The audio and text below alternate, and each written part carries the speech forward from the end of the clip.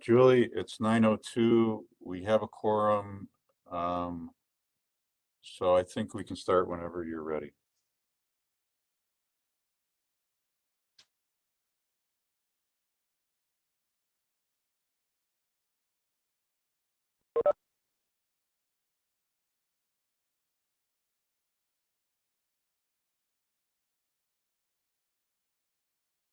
Are you there, Julie? Yes, I was reading away. Oh, man, I'm sorry. was You must have been muted. We couldn't hear you. I'm sorry about that. Truly sorry. I was muted. Um, we'll start that over. We'd like to welcome everyone to the February 24th, 2022 Landmarks Commission meeting. It's wonderful to see everyone, even though it continues to be virtual.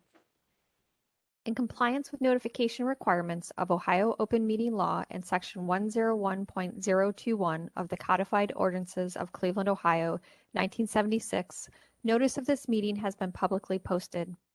All boards and commissions under the purview of City Planning Department conducts its meetings according to Robert's Rules of Order. Actions during the meeting will be taken by voice vote.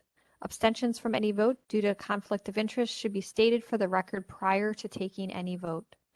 In order to ensure that everyone participating in the meeting has the opportunity to be heard, we ask everyone who is not presenting to mute their microphone. We then ask you to use the raised hand feature before asking a question or making a comment. The raised hand feature can be found in the participants panel on the desktop and mobile versions and activated by clicking the hand icon. Please wait for the chair or facilitator to recognize you and be sure to select unmute and announce yourself before you speak. When finished speaking, please lower your hand by clicking the raised hand icon again and mute your microphone. We will also be utilizing the chat feature to communicate with participants. The chat feature can be activated by clicking the chat button located in the bottom of the WebEx screen. Call-in users can unmute by using *6. All meeting activities are being recorded via the WebEx platform. These proceedings are also being live streamed via YouTube. All requests to speak on a particular matter via our website or email have been considered. We have also received emails from those who have provided written comments on a particular matter, and those have been circulated. We'd like to call the February 24th, 2022 Landmarks Commission meeting to order. Mr. Pettit, please call roll. Thank you, Madam Chair. Ms. Anderson. Here. Mr. Bonezzi. Here. Mr. Kalikia. Mr. Dreyer. Here. Mr. Edmond. Here. Director Wong. Mr. Strickland. Here. Mr. Tarasik. Here. Ms. Trott. Here. We are also joined today by staff members Carl Brunges, who is hosting the meeting, Emily Spezia Schwiff, who is our Ohio History Corps member, and we are joined by Kevin Roberts from the Law Department. I was hoping that we would be able to introduce our new director today, but she seems to be running late, so we'll have to do that another time. Madam Chair, we have a quorum.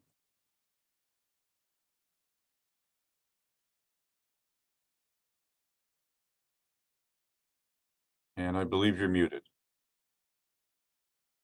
Yes, you can hear why. We would like to start with our certificates of appropriateness. We'd like to welcome our first applicant to unmute their phone, announce yourself, and tell us about your projects. A little housekeeping before you start. Just a reminder that the facilitator does control your slides, so please tell them when you'd like to advance. But welcome our first applicant. Hi, this is Maggie Young from Dimmitt Architects. Sam McNulty, the owner of the property in question. Yes, so we're coming back. We presented this project 2 weeks ago at the previous meeting, and we heard the commission's comments, and so we have a revised elevation to share with you and discuss.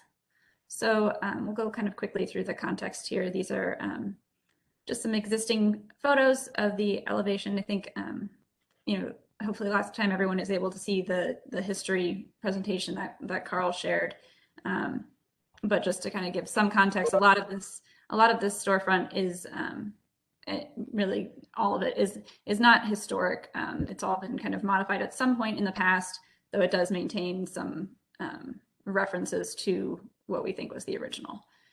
So again, flipping through these, you can see those existing column surrounds. We'll mention those further as we go on, but you can see that they're not stone of any kind. They're just a reconstruction.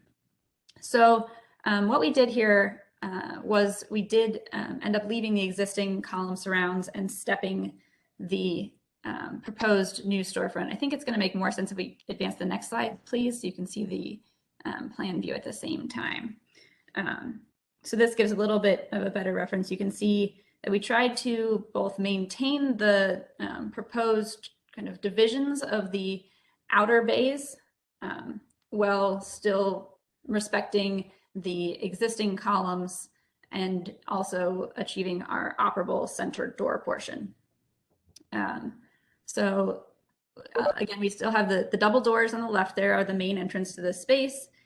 Just to the, as you're looking at it, right-hand side of those double doors, the storefront will step back so that it can slide behind those columns. The middle bay will still be that operable door, raising up, kind of pivoting in the middle and raising all the way up. And then to the right of the column on the right, service access door, which is really just give servers access to the patio to make food, deliveries and whatnot. And then to the right of that door, the storefront bumps back out again. This is following nearly exactly the kind of ins and out steps of the existing storefront. And again, it's leaving those existing column surrounds in place. So those will just be kind of repaired as necessary. As some of the existing photos, you can see there was some just decay from years of our hard. Another because we have this kind of stepping in and out now, we did have to increase some of the vertical elements to be 4-inch wide mullions. And so we kind of did that across the board just for consistency's sake, with the exception of that lower one, because again, we are trying to not have that be a dominant characteristic. So the verticals and then that transom level are all now 4-inch sight lines, as opposed to the 2 we were showing previously, 2-inch. Yeah, if you want to go to the next slide.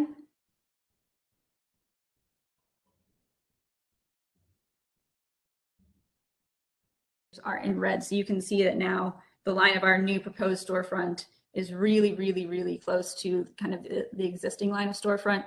The exact position of where it steps in and out does vary by, like a foot or so, and that's just to maintain kind of the composition of those exterior elevations and door sizes, etc.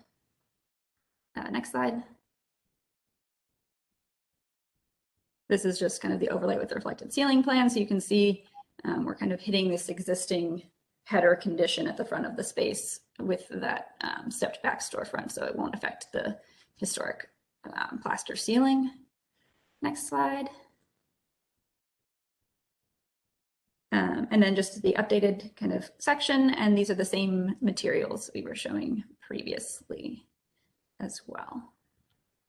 So I think that's hopefully helps everyone understand what we did address. If you have any questions, we'd be happy to discuss. Excellent. Thank you for the updated presentation. Mm-hmm. Did a question for Mr. Pettit, did this go back to local or just stay with us because of our feedback? Madam Chair, this did not go back to the Design Review Committee. I believe we did share the changes with them, but we did not take it back. Okay. The changes were based on the recommendations from the commission at the last meeting. Perfect. Thank you. All right, then we will open the floor for the commission for questions and comments. Who would like to start us off?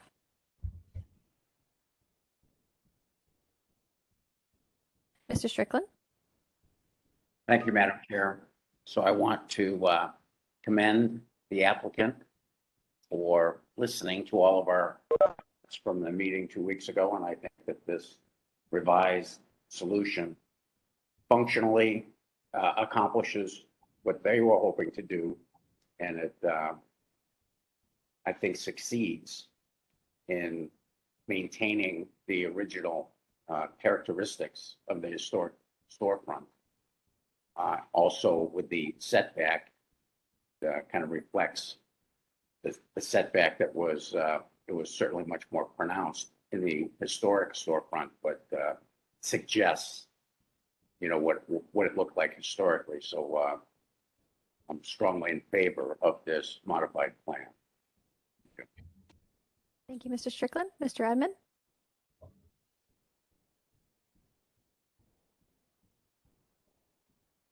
Oh, Mr. Edmond, you might be, just went off mine. I apologize. There you go. Yeah, I would reiterate those comments. Thank you, Madam Chair. And a couple of questions. The existing column surround appears to be some sort of fibrous composite material. And I'd like to hear how you plan to repair that and protect it. And then in the rendered elevation, it looks like you're suggesting some sort of a marbleized looking finish on that. And I wanted to see what finish you're proposing or paint or whatever on the columns. Yeah, so that regarding kind of the repair, I think as you could see it was really at the base element that seems to have the most significant kind of damage currently. So I think as we kind of just do a little opening up what's there, and then it would be reconstructed again in some kind of, I think probably also still a fiber cement, like a hardy panel type material, something like that. And then really taking care to caulk and finish those joints, as that's kind of the weak point of that system. Regarding the finish, you are correct. We were showing kind of a marbleized finish. This would be like a faux painted finish, which would be consistent with what was there in, past the, I think 2005 renovation is when we saw this kind of look. And it's also consistent with kind of the underside of that header still features this kind of brown marbleized faux finish. Thank you. Thank you. Mr. Panezzi? Thank you, Madam Chair. Everyone basically said what I want, but thank you for listening to our comments and readdressing, not encroaching any farther. If I lived back before anyone did any renovation, I would have pushed it all the way back, but I'm happy to see that you guys were more than willing to, answer. And I do agree, you brought up something at the last meeting, which really struck a chord with me, which is that when that door is open in the summertime, you are actually going to, in a new way, but reinvigorate kind of the original feeling that you had with the facade. So I'm excited that we came to a happy consensus between everyone. So thank you for all the adjustments. Thank you. Thank you, Mr. Panezzi. Mr. Clicchia? Yes, good morning. I was a little late registering. Yeah, this is, I think, much better, but I still have some issues with this faux materials. This building is so beautifully classical, and it would be nice to add some natural stone to those two columns. It's not much, but I think for me, it would be significant rather than even using the word faux for such an historical building. So I have an issue with that for sure. Okay. Anything else, Mr. Clicchia, or is that your final comment? Oh, that's all. Thank you. Sure. Ms. Anderson?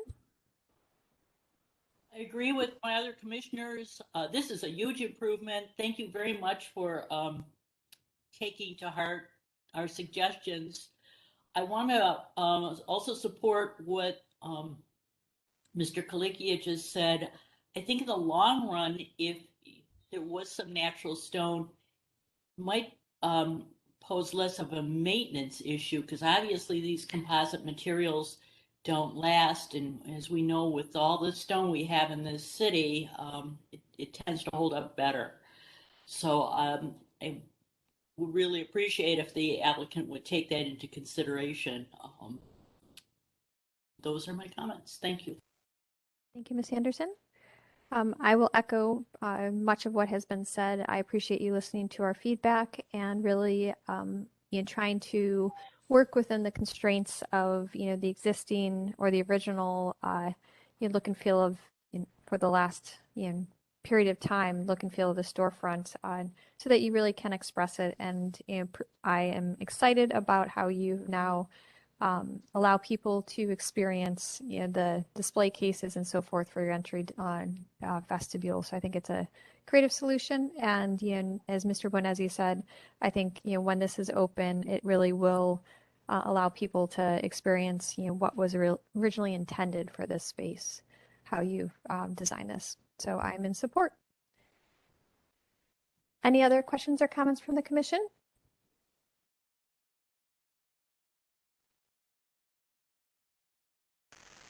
All right, if there are no questions or comments, would someone like to put forward a motion?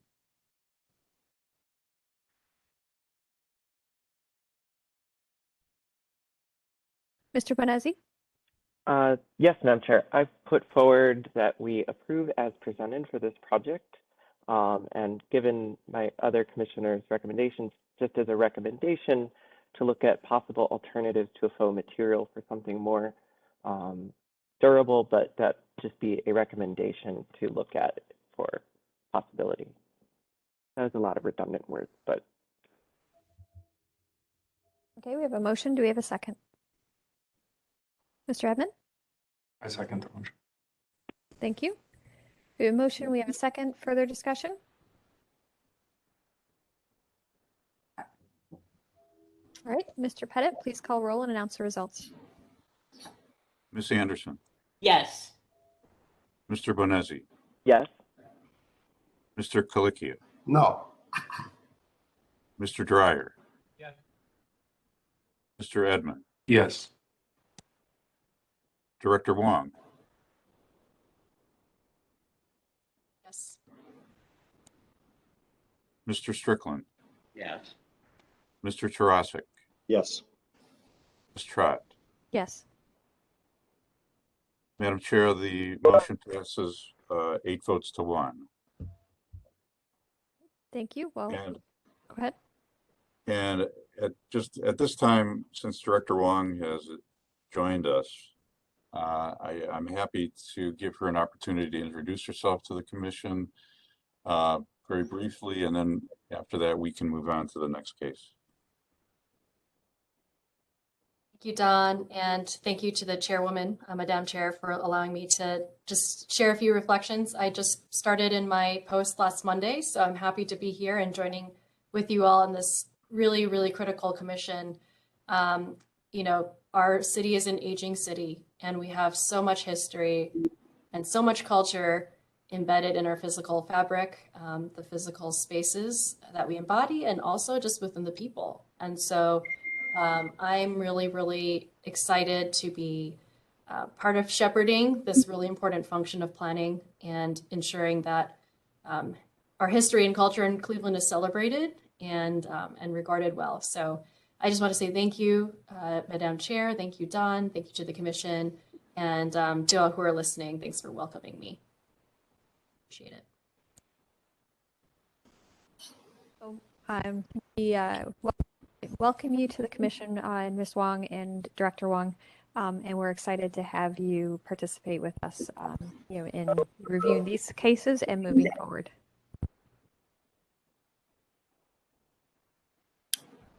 Thanks, everybody. All right. Thank you to our first applicant. We look forward to seeing your project progress. And thank you for everyone's patience to allow us to make that introduction. We'll now move on to our second applicant for certificate of appropriateness, the front entry renovation, windows, roof, landscaping, and signage for the May Dugan Center located at 4115 Bridge Avenue. I'd like to welcome the applicant to unmute your mic, announce yourself, and please tell us about your project. Yeah, hi, good morning, everyone. This is Brendan Garrett with Pulaski, Cleveland. We'll be presenting the May Dugan, as alluded to in the entry statement. Mainly replacement of the existing windows throughout the facility, as well as a front entry addition and modification. You can go to the next slide.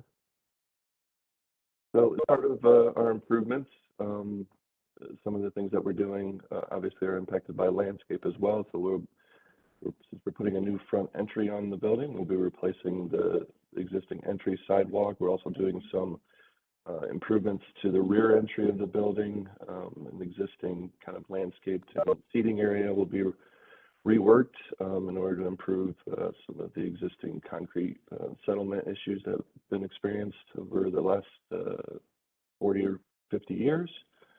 We're also looking to modify the existing one-way exit from the parking lot on the northwest side of the site. If you go to the next slide, we'll show those improvements. So looking at providing a new two-way entry off that northwest corner. Again, providing a new entry pavement as you approach the front door of the building. Bringing in some new teledata service to the building, so we'll be trenching and providing new utilities to the buildings in certain areas. The existing parking lot will be restriped and resurfaced, and we're also doing some minor pavement improvements in order to, again, deal with some settlement issues that have occurred over the last few years.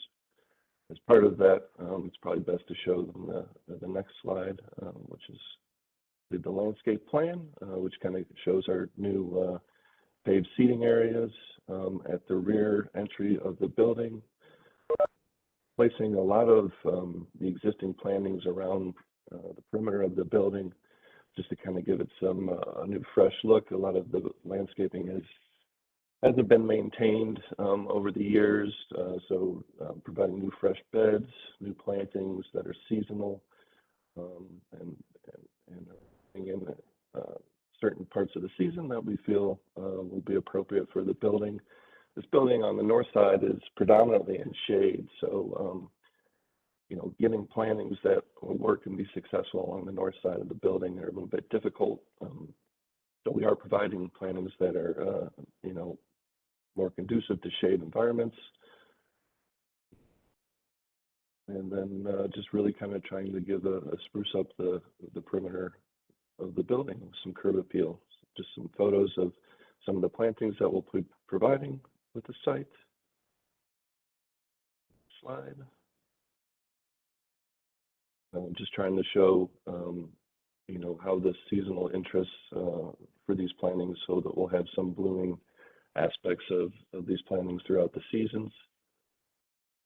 Slide.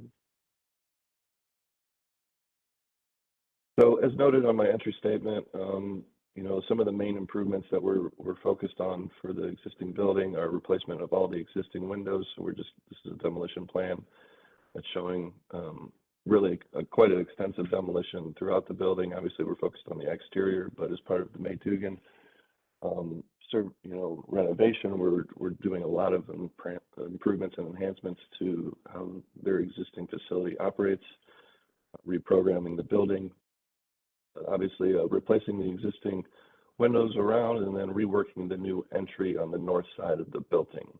We're also replacing the rear entry glazing in kind. Slide. This is the second floor, which is showing kind of the existing sloped roof, which will also be replaced in kind with like material. It's a raised batten, standing seam roof. Entry that's kind of positioned between column lines 6 and 7 is the area we'll be focusing our new improvements. We're also adding a dormer on the south entry, which is again between column line 6 and 6A to the south, so removing a portion of the existing roof in order to accommodate a new dormer. Next slide. So this is really just an updated floor plan that's kind of showing the new space layout. Again, I'll kind of draw your attention to the main entry on the north side of the building, providing a new kind of feature element, and on the second floor above, if we go to that. The next slide. Providing a community room, which basically sits out in front of the new kind of recessed entry at the first floor level. And then obviously we're showing the dormer that's also located south of that kind of breakout space that's just south of the new community room. To the next slide. Some existing building photos. This building was originally constructed and actually just recently sold to Mayfield. It was previously owned by the city of Cleveland. You can see on the upper right-hand corner, that's the existing entry that will be demolished in place. Just below that is the existing rear entry, which we'll be inserting a new dormer into, and then just some additional photos to kind of give you a sense of the existing landscape as well as materiality around the building. Next slide.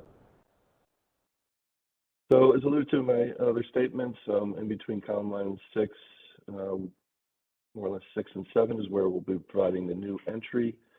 Our focus was primarily in trying to maintain some of the existing proportions of kind of this buttressed brutalist style building, but providing some new materiality that's kind of in keeping with the some of the existing materials on the building. I'll get into the material description a little bit more so when we get into the future renderings, just to kind of help illustrate that.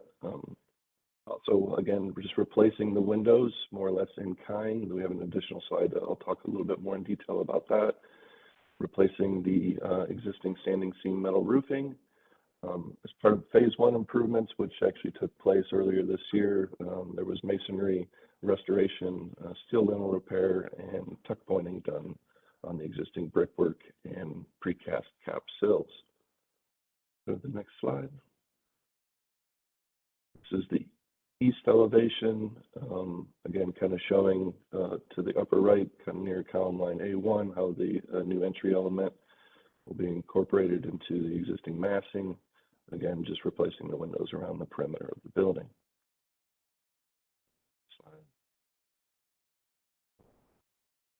Again, drawing your attention more so towards column lines 6 and 6A, showing the new dormer that's inserted into the existing roof form above the existing entry, which is being replaced. When I say replaced, just the storefront glazing. And then again, just the glazing around the perimeter. We're also providing a small amount of new masonry infill and removing an existing entry to the south east wing of the building that's located between column lines A and AB on the first floor, infilling it with like material, matching the existing brick. They actually do make this brick still, even though it's an 8-inch module rather than a 12-inch long brick. So we'll be replacing it with, again, like material. Next slide. Again, just kind of giving you a little bit of sense and feel of the existing elevations. Again, all the existing windows will be replaced and doors on the first floor. We are also replacing the existing rooftop unit on the west wing of the building. It's actually a smaller unit. Located on top, it's a little bit more efficient. But that unit that's on the roof presently is the original, so just providing new rooftop unit to serve the tenants as well as the Maydugan service buildings. Next slide, please. So again, just kind of highlighting some of the proportions with respect to the existing window replacement. On the left side of the page is what the existing windows and proportions are. The one change that we are making in replacement of these windows is we are looking to eliminate some of the hopper style windows at the first floor. We're maintaining the operability of the sliding windows on the second and third floors. This is just a typical bay, which is more predominant to the building. Just looking to kind of simplify some of the requirements with respect to the new kind of space programming inside the building. It allows us the ability to provide ventilation with the hopper style windows on the first floor. It just seems more appropriate not to provide all hoppers in hopes of saving some money, but also just again how it serves the new program space behind. Go to the next slide. This is just a section through those windows to kind of show the existing proportions versus the newly proposed storefront replacement. This is, being a mid-70s style building, the original building windows are kind of an aluminum storefront style. So we're replacing those with like windows and trying to maintain those proportions. the one thing that's slightly different is the mid crossbar where they're molded together. The fixed window and the operable hopper is a little bit deeper section. We're able to, with the new system, provide a little bit shallower or less tall mullion where those are molded together. But again, just trying to keep some of those existing proportions. Already touched on the modification to the quantity of hoppers on the lower level. So just reducing it from 4 to 2 on a typical bay. Next slide, please. Again, this is kind of just highlighting the sliding operable windows at the 3rd and 2nd floors of the main bay. Again, just showing the proportions of the existing windows as well as the newly proposed. I think you can see that we're more or less in keeping with the existing dimensionality. Anything, we're actually shallowing a little bit of the mullion sight line with respect to the perimeter of the window. Next slide. So again, this is talking about some of the materiality as part of the new entry. We're introducing high pressure laminate wood material. This is one of the comments that we received as part of reprogramming the building and renovating it is the dark interior of the building. So what we're looking to do is actually try and lighten it up with some softer wood tones, and utilizing some high pressure laminate on the exterior and actually bringing that materiality inside. Again, touching on the replacement of the standing seam,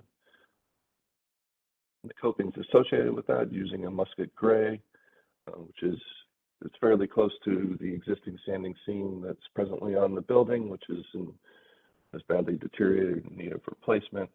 And then the storefront color is being replaced as a mineral brown, which is very in keeping with the existing, which is a dark bronze.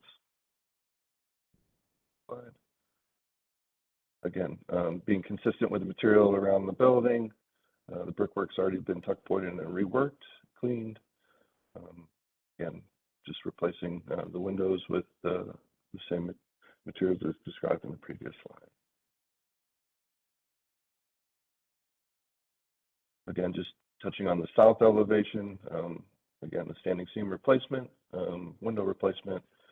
The new window at the dormer entry will be of the same material and color as all the other windows, and then some of the brick infill.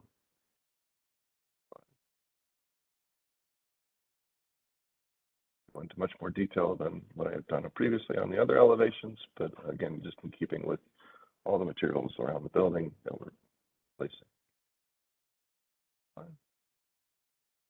So this is the new entry on the north side of the building. Also, you can see to the far right is a new monument sign and bench that'll be incorporated. We'll touch on a little bit with respect to the signage when we present that. But this is on the north side of the building. What we wanted to provide was, kind of a community-based board meeting room that kind of serves as this beacon to the community. So doing butt glazed glass and glazing with some spandrel glass as well at the floor line, but trying to maintain some of the existing proportions of the building with this kind of hard frame that kind of lines with some of the proportionality of the existing buttresses for the building. But this kind of fits within this little niche that's been created where the existing entry used to be. The new first floor vestibule and entry is recessed and sits below the community room that sits over top of it, providing some cover as well as some downlight on the signage that's on the wood laminate. And then just an accent light that kind of helps accentuate the frame of the metal aluminum composite panels that frame the new entry. The next slide. This is the new rear entry. Again, just keeping the existing window framing proportions and replacement, and then this really highlights just the introduction of the new dormer above that south entry.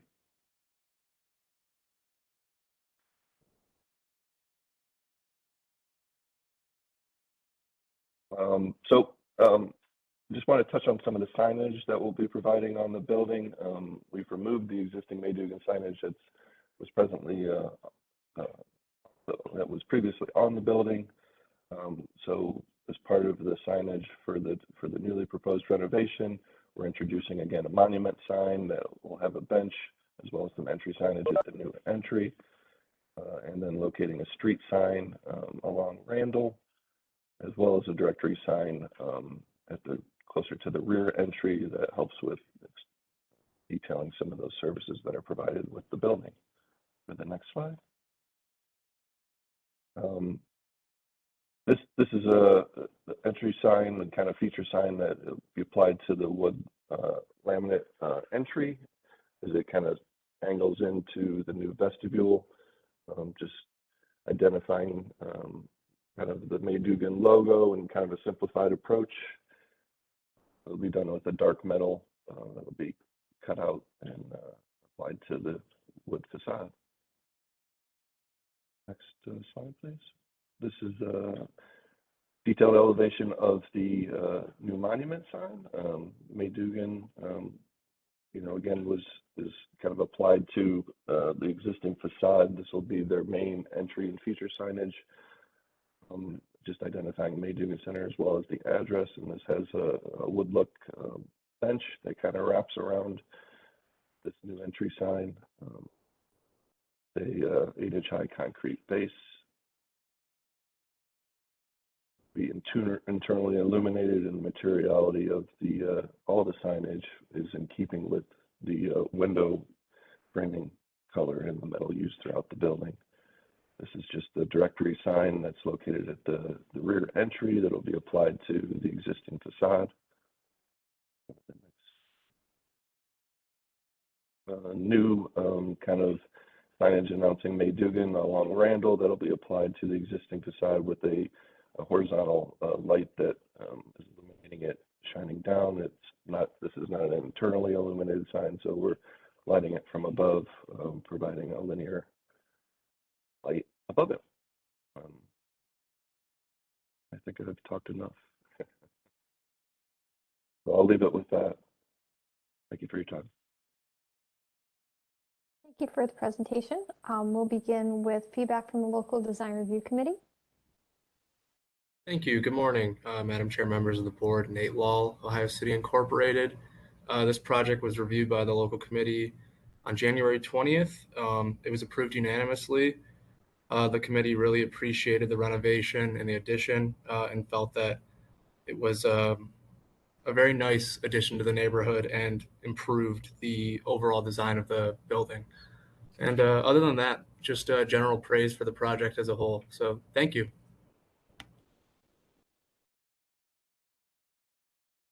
Thank you for that update. We'll now open the floor for the commission for questions and comments.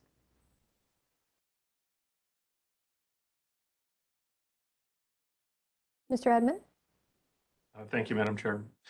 Architecture of this period often doesn't get a lot of love, and it can be hard to love, but it has a lot of architectural character and interest that makes it challenging to intervene in a building like this in a way that's sensitive, but also sort of achieves some of our goals of connectivity and visibility.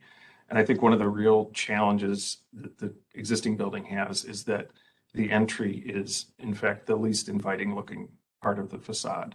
And I think that the entry transformation you've done here is really nicely fitted into the building and its tectonics, but also makes it welcoming, having the community room above the entry where you would actually, right now, what you see is this, sort of eyebrow over the entry, but now you would see light and activity is a really, really nice gesture to the building. And I think your tectonics, your materiality are all very fitting, but will be a nice transformation. Some of the other things that I think really help this are that you're providing the seating and the signage that also fits with the architecture, having visible light sources. I think those sconces on the brick wall really help in just bringing that little bit of transparency on the light into the building. I think this is a a really nice gesture for the building and will help make it a much more welcoming place to go to. Thank you. Thank you, Mr. Edmond. Other feedback from the commission?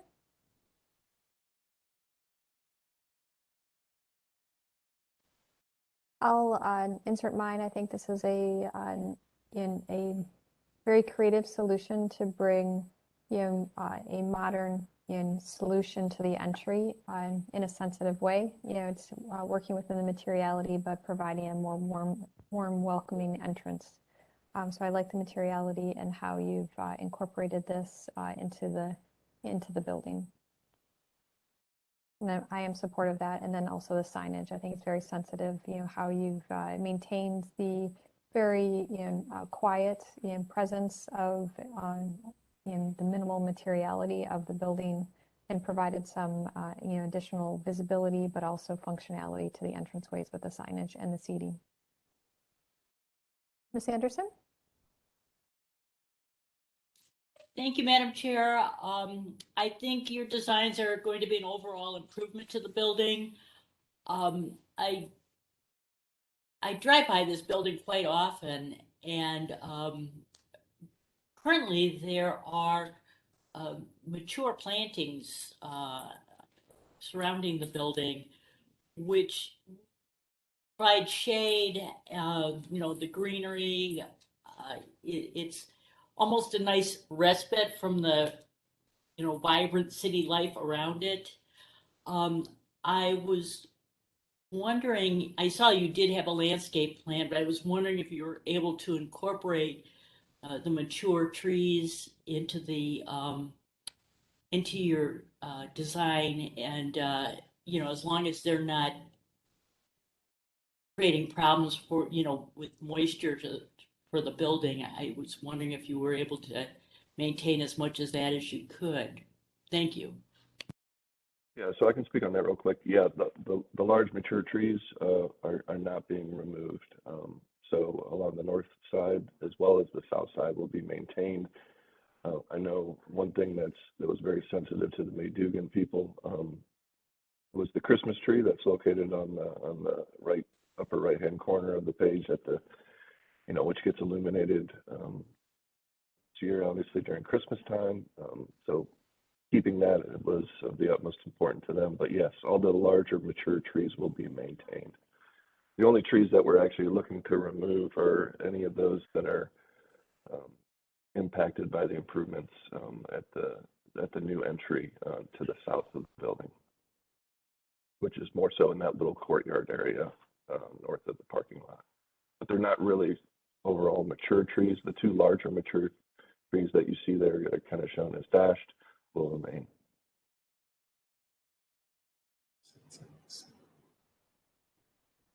Any other questions, Ms. Anderson? Nope, thank you.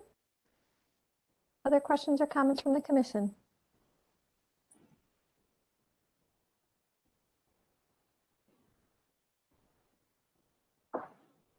Other questions or comments from the commission, or someone like to put forward a motion?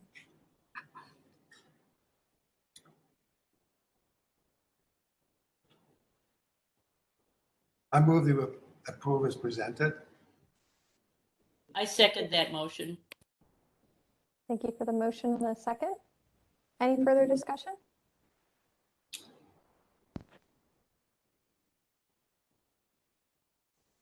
All right, Mr. Pettit, please call roll and announce the results. Ms. Anderson, Yes. Mr. Bonezzi, Yes. Mr. Kalikia, Yes. Mr. Dreyer, Mr. Edmond, Yes. Director Wong, Yes. Mr. Strickland, Yes. Mr. Tarasik, Yes. Ms. Trott. Yes. The motion passes unanimously. Thank you, everyone. Thank you. We look forward to seeing your project. We'll move on to our next applicant, the Walt Branch Library in Karam Senior Living, located at 791022 Detroit Avenue. New construction of senior housing and the Cleveland Public Library branch. I'd like to welcome the applicants. Please unmute your mic and tell us about your project. Thank you, Julie. My name is Ted Feringer. I'll be presenting on behalf of our team today. Before we get started, I would like to introduce everyone from both clients that are on the call, which includes John Lang and Kath Sonhalter representing Cleveland Public Library, and Anya Kalsar and Brittany Sanger representing Northwest Neighborhoods Community Development Corporation. We had a graphics issue, I think. Thank you, Don and Carl, for pulling up the corrected presentation. And for the committee, it's no contents changed. It was a couple of the renderings on some of the slides were super washed out. So,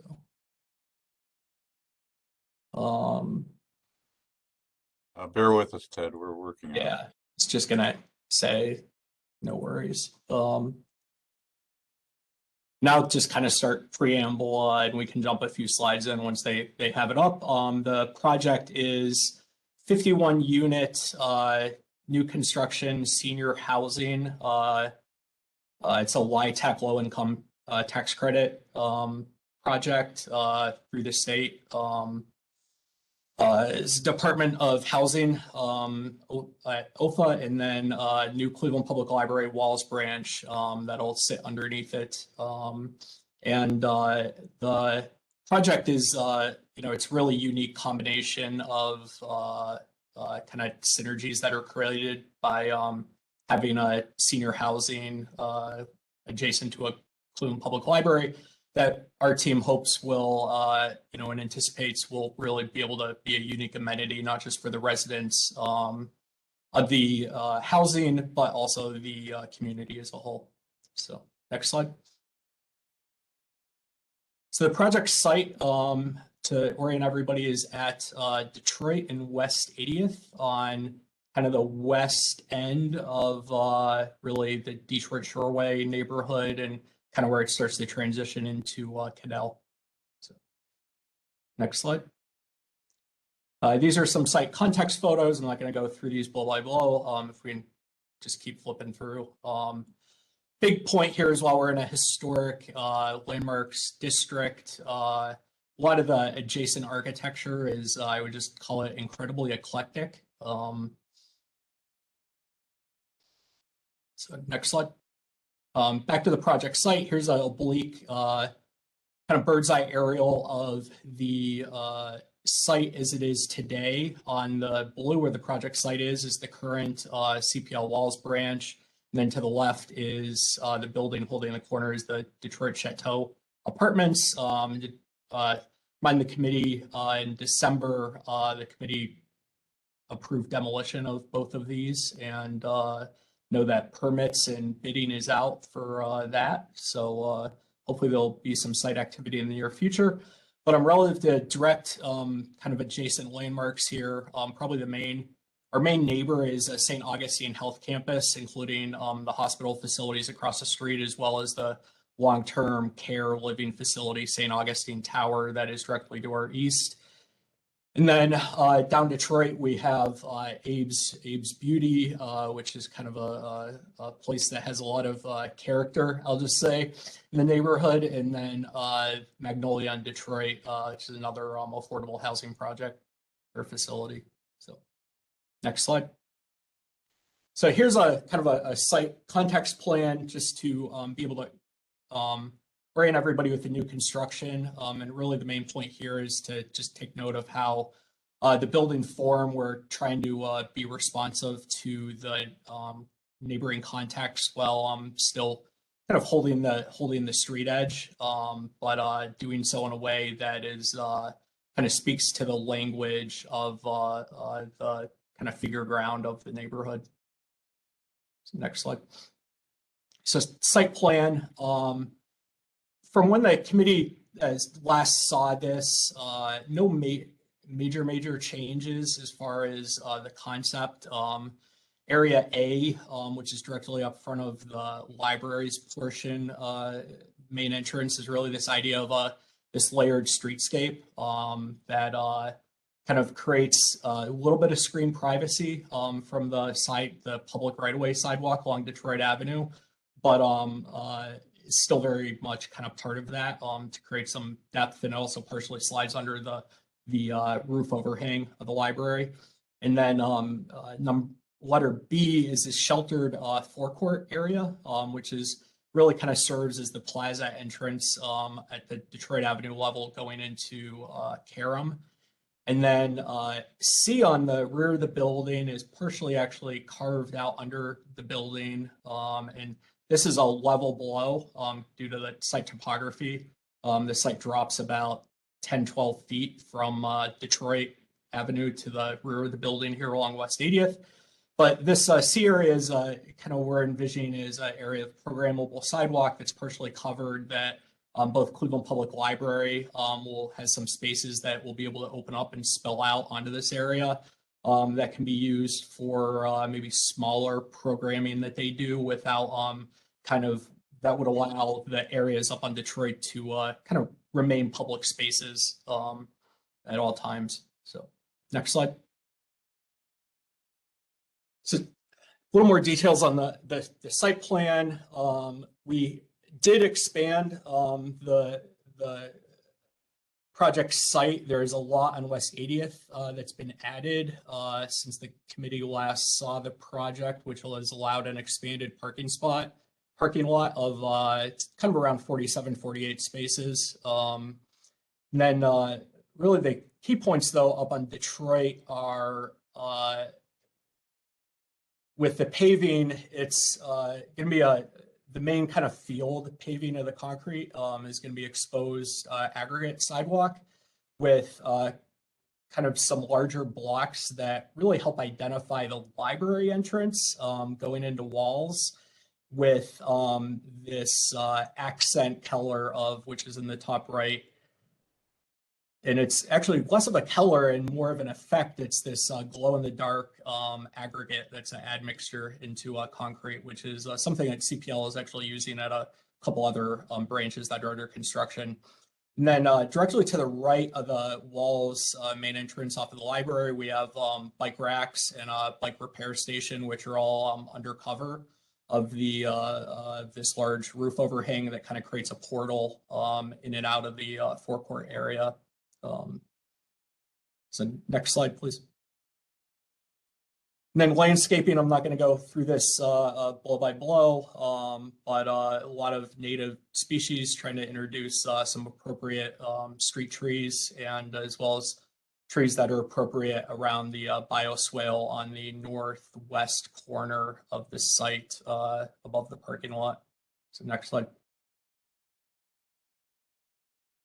Actually, let's go back to the previous one. There was one thing I want to, one neat thing I would be remiss if I skipped over is to the east of the building, and it's AS, it's identified. We actually have 2 pawpaw trees that are going to be planted up along the sidewalk. And I think they're going to be kind of a fun thing. The intent is, if you're not familiar with pawpaws, is they are basically Ohio's only native fruit-bearing tree. And the idea is that when these pawpaws, when the fruit mature, anybody can kind of just walk up and grab a pawpaw off the tree and kind of have a snack, basically. And we're looking at, introducing some kind of educational, signage or something associated with that about, pawpaws. So we think it'll kind of be a fun, playful piece there. So next slide. And this is, I definitely not going to pretend I'm a landscape architect, so I know that these photos probably are helpful for everyone as far as what these species look like. The real main point to add is that we're trying to also be very mindful of the seasons of the year as far as the colors that some of the species will turn in the fall, as well as they're blooming in the spring and summer as well. So it kind of creates a vibrant landscape throughout the year. So, next slide. So architecture, one of the key real kind of challenges with this project is that the nature of a library is a very public civic building that tends to be something that you want to show off. It's not a background building. It doesn't want to hide. But yet the nature of multifamily housing in particular, something like a senior housing, affordable senior housing that has a very modest budget, it tends to lend itself to want to be more of a background building. So the way that we are addressing that is this notion of anchor and framing, where we're actually using the nature of this senior housing, wanting to be more of a background to anchor and frame the library. And then the library kind of slides and wraps underneath it. And then we create the roof form with kind of this stretching and cutting maneuver. So next slide. Here's basically an axon showing a little more clearly, and it's really just about the disposition of the library, which is about a story and a half, a little over 10,000 square feet. And then the housing is about 55,000 square feet across 5 stories. It's 5 full stories at the northeast corner, but where it slides over the library, it's 3. And then we're 4 stories in the wing up along Detroit. So next slide. So concept kind of section, and this really just speaks to how we're trying to use the library to also kind of pull the streetscape and the public in through the building and down, and basically kind of connecting both to the programmable sidewalk area that's partially covered on the north of the building. You can see how we're kind of have this big carve out on the north side, as well as kind of even becoming a connector to the just neighborhood as a whole to the north for pedestrians. So next slide. Floor plan, we'll start, we call the first floor is the Detroit Avenue level. You can see really focus on the Walls branch, all the collections and kind of public, most of the public programming, I would say, is up towards the street, where we have a lot of curtain wall and the building's much more open. And then as you kind of move to the north through the library, it kind of transitions to more private staff spaces and meeting rooms. And then we have a communicating stair that you can see, as well as a shared elevator to connect library patrons down to the lower level where there's access off the north parking lot. On the Karam side, it's a mix of a third vestibule. There's a community room on the first floor directly on access, and then some other kind of back of house spaces and a handful of apartments around the first floor. So next slide. So this one are actually going down a level. This is the lower level floor plan. This is at the level of the parking lot to the north. See the Walls entrance and Karam entrances are right kind of next to each other here. With the Walls entrance and programming down here, the main piece is this community meeting room that will actually be a meeting room that is being designed and will be handled with security, that it could be reserved and used by the community outside of library hours. We also have these, say, very large storefront doors that open up, and we'll really be able to open up that community room space to this programmable kind of sidewalk area to the north, so that programming and things can kind of spill out between the two. And then on the Karam side down here, mostly back of house spaces, but we do have 3 residential units facing out towards the north parking lot. And then kind of to the right, you can see this service drive, which is where like trash pickup delivery happens. And then there's electrical transformer and generator and an enclosure down here. And this enclosure is at the parking lot level, not up at the, will not be visible from the Detroit Avenue level. So next slide. In typical floor plan, pretty straightforward, mix of studio, 1 bedroom and 2 bedroom units. So next. So the really big piece, these are the renderings, the next 3 slides that we showed the local committee, the Gordon Square Landmarks Committee a few weeks ago. And one of their main comments on why they approved the architecture of the building, and were pretty positive about it. They did make some mention that they lamented that we had pulled some of the Keller, and if you can kind of flip through the next 2 slides, out of the building that we had previously when we had given a preliminary presentation for feedback to both the local committee and Landmarks Commission this past summer. So next slide. So we wanted to react to that today. And the main thing that we've done is we've taken this blue kind of portal at the walls entrance, and we're using, it's going to be a slightly different tone because it's also a different material, but we're introducing that blue as a accent in a few strategic locations on the kind of upper levels of the building on the Karam housing. And we've also warmed up some of the tones on the colors of the kind of the field colors of the different hardy panel siding that we're using on the upper floors. So next slide. As you can kind of see here, this is a view basically if you're at St. Augustine's entrance across the street. One of the key things here I'll point out is you can see kind of the guy with his bike.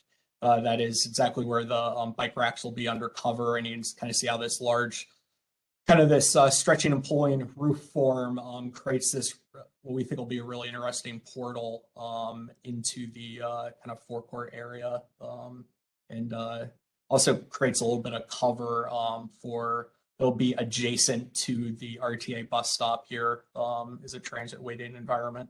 So next slide. This is a view off of West 80th from the rear. So you can see here kind of dramatically the main move back here is the carve out on the rear of the building, and how we're using, again, this is the kind of the other spot where we're introducing the blue to identify both the library entrance as well as kind of an accent color up on the walls portion, and then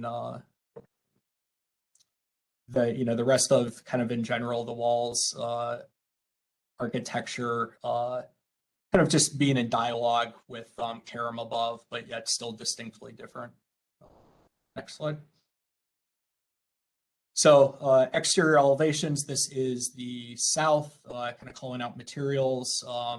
We have this base of at the first floor on Karam up on the streetscape of face brick, which we'll get into the kind of specs in a later slide. And then under the library, we're really glass curtain wall with some strategic use of different composite metal panels. And then on the rest of Karam above the second floor, the main materials are James Hardy lap siding with which is the A and B materials. The main thing to point out there is that we're doing an 8-inch exposure kind of height on the lap siding up until you get above the datum of the top of the windows on the fourth floor, and then it changes to this narrower 4-inch exposure, and then kind of that transitions to a modern interpretation of cornice at the top. So next slide. This north elevation here, the other kind of material point out that we have occurring a lot is letter U, which is this corrugated metal siding that we've also kind of introduced in a larger extent on the north, on the kind of Karam. And this is all housing to your left of where it says residences in the blue entrance of walls is more of a field kind of material. So next slide. East elevation, you can kind of hopefully understand a little better if it wasn't clear before how the kind of service drive and some of those kind of back of house functions are located down at this parking lot level. So we have a kind of a site wall, retaining wall that'll hold the landscaping back, and then up where the kind of the two trees right up by the corner around where there's a kind of F tag there. Those are the two pawpaw trees. And then you can see the library beyond. So next slide. And then this is the west elevation along West 80th. See here where the you kind of have this datum at the basically bottom of the first floor between the composite panel and the face brick. Next slide.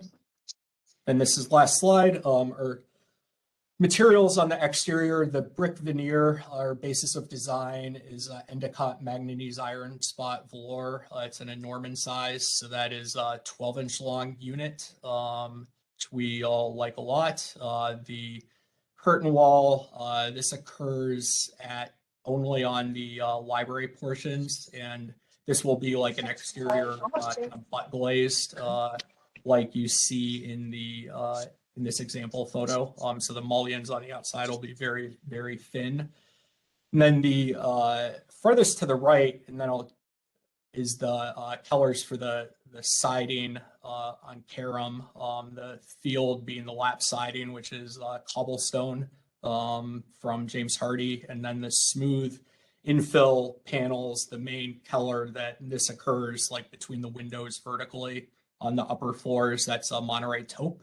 And then our coping and metal trims will be basically color matched to the Monterey taupe. And then the color that we're using for the accent blue on the upper levels is this antique slate from Hardy, which is kind of this bluish gray tone, while the blue at the library entrance is over here, kind of more to the left, bottom left of the screen. That's kind of a little bit of a brighter blue. And then the main composite panels on the library or basis of design is from Trespa, and the color selection is quartz gray. And then the last but not least is the wood look product that we're using on the roof overhangs on the library, which is from Certainteed, and it's a 12-inch linear plank. So that concludes the presentation. Thank you for the presentation. We'll open the floor or starts with feedback from the local CDC Design Review Committee. Thank you, Madam Chair. This was reviewed by the Gordon Square Clifton West Design Review Committee. Overall, they felt that the renderings were great. One of the questions that came up was if there was an alternative to vinyl windows, but understanding that there were prohibitive cost in the overall and the nature of the project, they just wanted to make sure that the windows were not white. So they went with a cream color, I believe. And they also mentioned that in the version that they saw, it was a lot of white, that there was color missing and it needed some more as a pop. So that was answered with the introduction of the additional blue. There was a very robust discussion about landscaping and the desire for a more layered landscape plan and more trees. They spoke to what they called the sea of sidewalk in the front. And they mentioned that the low seat wall that had originally been there was gone, also partially because of cost consideration. Opportunity for educational signage on the tree types, looking at the bioretention area, and recommended more research to alternative species. After all was discussed, the motion to recommend the approval for the design as presented with the landscape, lighting, and signage to return to the local committee in the future. Thank you. Thank you. Thank you, Carl, for that summary. We will now open the floor to the commission for questions and comments. Mr. Edmond? Thank you, Madam Chair. Just a couple of questions. So I noticed there's a mechanical room in the basement. Are there any like rooftop air handling units or other mechanical equipment that's located elsewhere? Yeah, so the mechanical room on the lower level serves the library only. There will be no rooftop equipment on the low library roof, which we're proud of kind of pulling off because that'll be somewhat visible, particularly for the residents looking down on it. On the high roof, there'll be kind of a little bit of there's that air handler that'll be up there, but the mechanical units serving each apartment are in their VTACs that are in each apartment unit, and We found a louver product from Centria that actually is the same profile as the corrugated metal siding, and it integrates, I'll call it in a frameless manner with the siding around it, so that basically a layperson, I will say that these elevations are accurate in how it'll look. There is kind of no difference in a straight on profile. And basically a layperson, the intent is that you don't really see the louvers. So we kind of feel like that's something that often kind of mars the facade articulation on multifamily projects. But there would be some screen walls on the roof that. The units are set. The one unit that's up there is set so far back. It won't be visible from the street, so we haven't seen a need to put any screen wall around it. I had a second question. The color of the primary clapboard hardy plank, the field A color, in the photograph of the material sample looks more like a medium gray. And then the renderings, it looks more like a lighter, creamier color. I'm assuming the renderings are more accurate, and then the photograph just sort of has some shadow on it. Is that correct? Yeah. So good. I appreciate the observation, Carter. We've actually, I'll candidly say, it's been tricky to graphically represent because they're both kind of true. What's here in the presentation is almost in a, that color is in a fixed lighting position.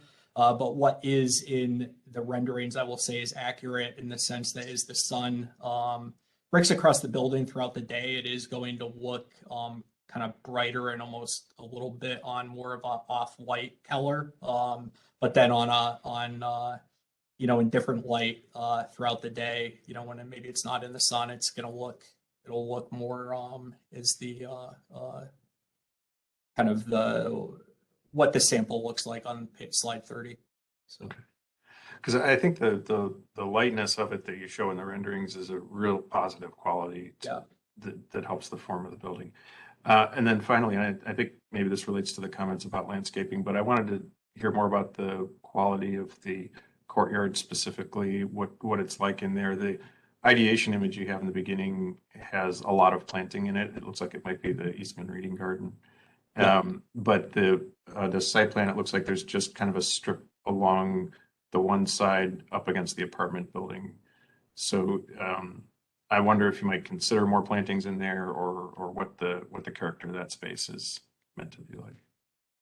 Yeah, that was one of the comments that we heard from the local design review committee, that we're going to assess what we can accommodate. One of the big things with the use of that forecourt area is that CPL desires to use that is kind of an outdoor classroom space.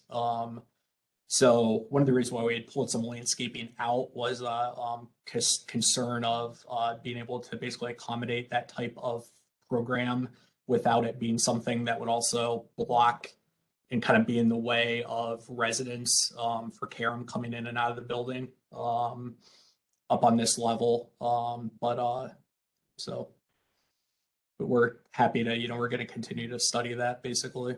Okay, thank you. Thank you, Mr. Redmond. Other questions or comments from the commission?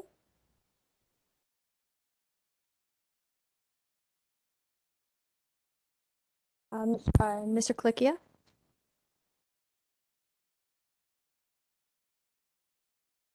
Giancarlo, you might be muted.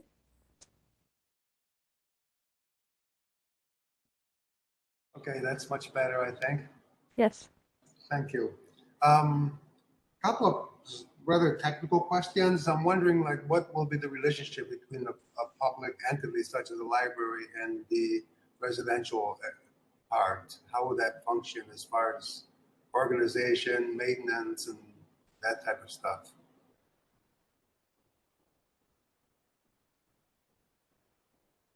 Anya or Kath, do one of you guys want to answer that? Anya from Northwest Neighborhoods here. in terms of how the two pieces will function together, really the two uses are separated. There is a shared elevator that will be part of the building. We'll have security controls on both sides to make sure that library patrons can't get up to the residential spaces and vice versa. Residents can't get into the library when the library is not open. There is one doorway that connects from the housing to the library that will be open during library hours, that tenants can go straight into the library space, but cannot access that after hours. Maintenance responsibilities, I will say right now, we're still working through the details of that. There are two parcels or ground parcels here. Part will be owned by Northwest Neighborhoods or an entity controlled by us, and the rest will be a part of the library and controlled by the library. So there will be some shared maintenance of the landscape and the grounds. Is there any other items that I didn't address that you have direct questions about? No, you've answered my question, but I have some other questions or thoughts.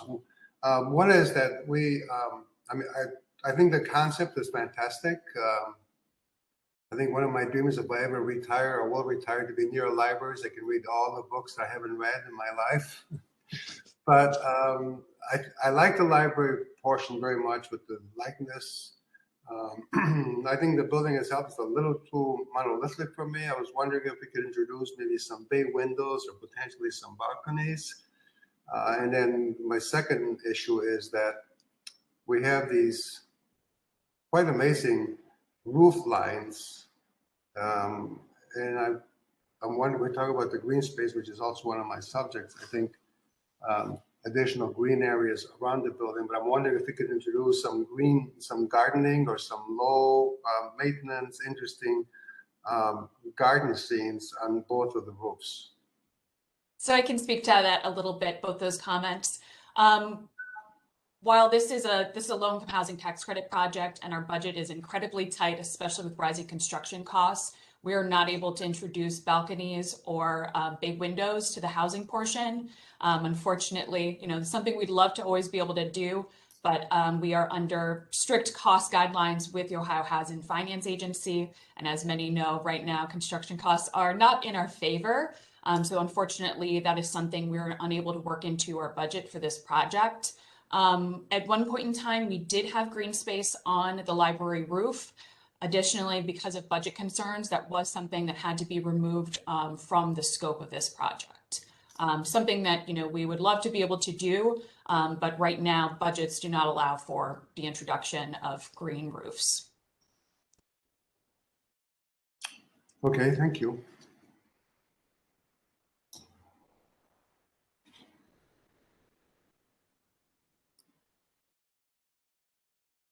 Sorry, mute again. Thank you, Mr. Clickia. Mr. Strickland? Thank you, Madam Chair. My first question has to do with the service area. It looked like from the site plan that a generator and transformer were depicted along that service drive. I wondered how trash removal was going to be handled, if there's going to be a trash container, and to look to make sure that there's a enclosure around any trash container where that would be located. So there won't be any exterior trash enclosures. What we've done is we have a much larger trash room here in the lower level, and the trash for all of the units except on the lower level, there's a common trash chute on each floor. Residents will take their garbage to that, send it down the trash chute. It'll come down here and fall into dumpsters. And as those fill, maintenance staff will move them to the side and put a new one in. And then on garbage day, they'll wheel the dumpsters out. The truck backs up the service drive. There's a kind of little garage door here at the end of the trash room on the east side of the building. So they'll wheel dumpsters out. Garbage truck will pick them up, dump them in, and then they'll wheel the dumpsters back in.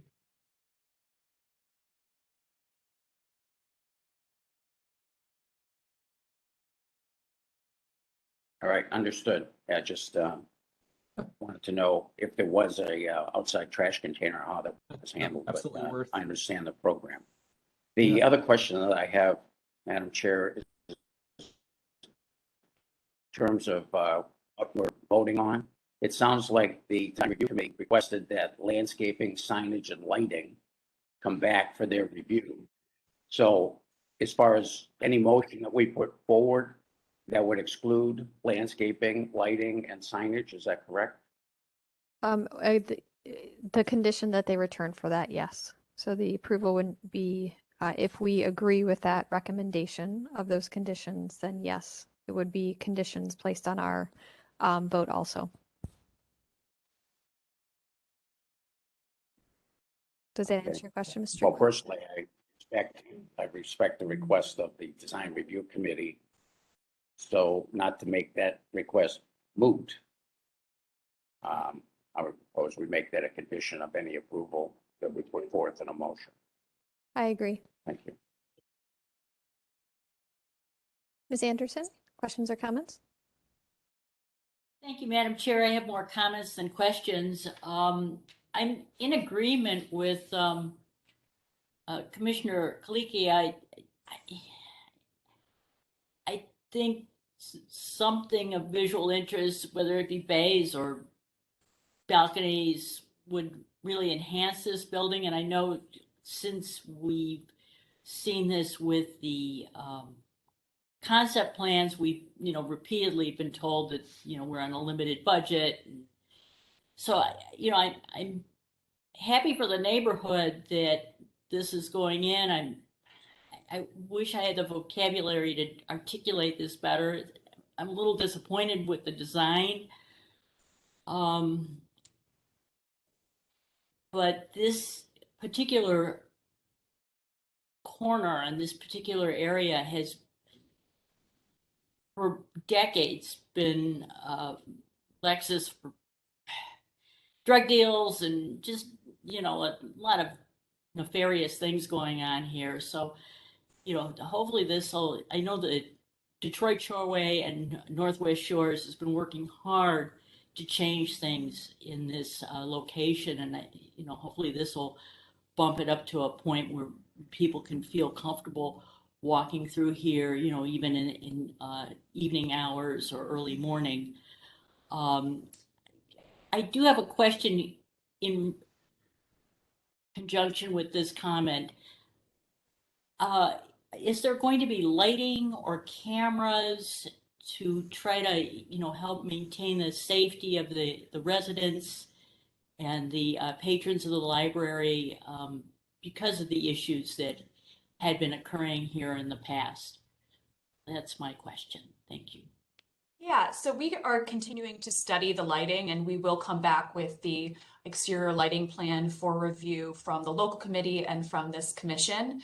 So yes, there will be exterior lighting to help improve safety in this area, as that is one of our highest concerns as a neighborhood organization.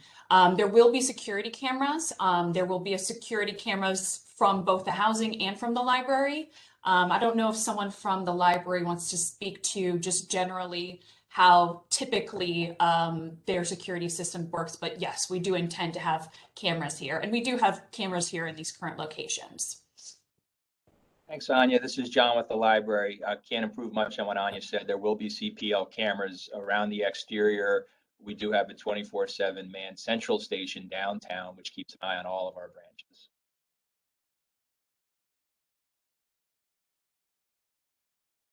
Ms. Anderson, did that answer your question? Yes, thank you. Thank you, Ms. Anderson. Mr. Bonazzi?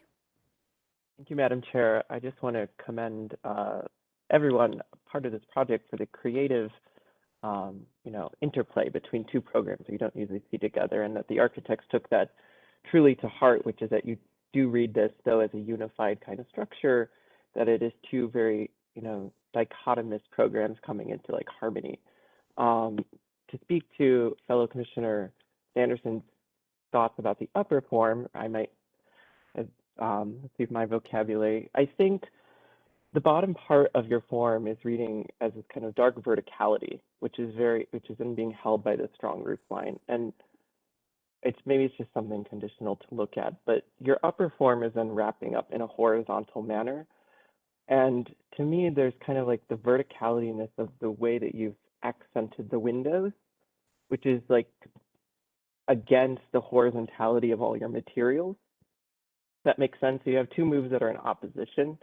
So you're framing a vertical window, but all of your materials and the whole building massing is kind of very in this kind of layered fashion. Either way, I like the building as it stands right now, right? I do understand, look, you know, I have a project of my own that has very tight budgetary constraints, and there's always the inner turmoil. But I don't know if it's something you would be interested in studying, or if you'd be what's the word? You'd be willing to study is kind of what would happen if the upper thing took on a more horizontal kind of language in contrast to the verticality of the language that you've created for the library. I don't know if that would give you different results. I think either way, it's a very sensible design with very a great color and material palette, you know, given the constraints. But that's just trying to articulate probably what my fellow commission members are trying to get across is probably the unease at the moment. But otherwise, I'm very excited about the choices you guys have made in terms of landscaping and the active use on the exterior. I mean, from an architectural standpoint, to pull off that roof and that type of glazing system on this budget is like all super commendable. I know how difficult that can be. And I think it'll be a transformative piece of architecture for the neighborhood. I think people sort of underplay sometimes what really modern looking good architecture can do for a community, and it's great that you're kind of giving this back to that area. Otherwise, those are my only comments for the project. Thank you. Thank you, Mr. Buonesi. I'll state my comments now too. I would echo much of what has been said. Mr. Buonesi articulated what I was going to say also. I think there's just a little bit of a conflict or between the upper design and the lower design right now that to me, you know, is not, it's a strong solution, but you know, if we could unite those a little bit more through studying the horizontality versus verticality, I think it would be even stronger. Because right now it does feel disjointed between the two portions of the building, in my personal opinion. I do love how you have, I think we talked about this from the original concept presentation, how you have eliminated the curb cut on Detroit. You have really expanded the street presence and filled in, you know, the block to really, you know, in very community focused programming. Mr. Edmond started to articulate one of my questions, which was about the semi-private courtyard, and I will say that it seems a little too public and sterile to me. If this is something that would like to be used as a classroom, to me, you need something to provide that separation from the public sidewalk. And, you know, if it can't be fully landscaped, a portion of it landscaped to really provide that separation but connection to, you know, the public domain of the street, but provide that, you know, private, you know, space like the reading garden at the main library. You know, it does a very, you know, great job of providing that separation but connection to the public way. And also just because, you know, if that is truly the entrance of, you know, the senior housing, we know historically, you know, people within those facilities do like to come out and sit and watch, you know, the activity on the street. And this is, you know, really would be their front porch. So the more we can provide some type of in articulation within that area of that courtyard, I think would really just help unite, you know, the space to the building and the program and the purpose of this facility. And then the colors, you know, I think that's, you know, I think I've been leery, or I've stated it, the light color as the main field color to me. I appreciate how it is trying to unite with the health campus across the street. But I only wonder the long-term maintenance of that in this type of facility, that color in this type of facility at this location. But overall, I commend the project. I think the program and what you're trying to do on this block is, you know, going to be an asset to the neighborhood, and, you know, the how you've united these programs is commendable. Mr. Edmond? Thank you, Madam Chair. Jonathan, I thought your comments about the elevation composition were really interesting and sort of helped articulate something I was trying to put my finger on. Madam Chair, I would certainly echo your comments about the courtyard. One thing that I do think is working in the elevation composition of the residential block is the dark brick on the first story, which sort of, I don't know if plinth is the right word, but it kind of elevates the rest of the building, which I think would otherwise fall rather heavily onto the street if it were a more unified color all the way down. I'm often skeptical of the dark gray brick which is very popular right now, particularly in a residential application, but I think it really works here to help just elevate the upper stories of the facade and make it a little less, less heavy on the ground. Thank you. Thank you, Mr. Edmond. Giancarlo? Yes, thank you. I'm still having some issues with the monolithic element. I'm not seeing any really lightness that I would like to see. I'm not seeing any really engaging architectural features. I like the library portion. I like the angularity of that area, but the building itself seems to be, to me, very uninviting. And I do agree with all the comments you made, Madam Chair, regarding the landscaping and creating more of a private, intimate atmosphere, not only for the library, but also for the residences. And I just get the feeling that, for budgetary reasons or whatever, senior citizens get a bit of a short end of the stick when it comes to architectural integrity. Thank you. Thank you, Mr. Colicchio. Other questions or comments from the commission? Would someone like to put forward a motion?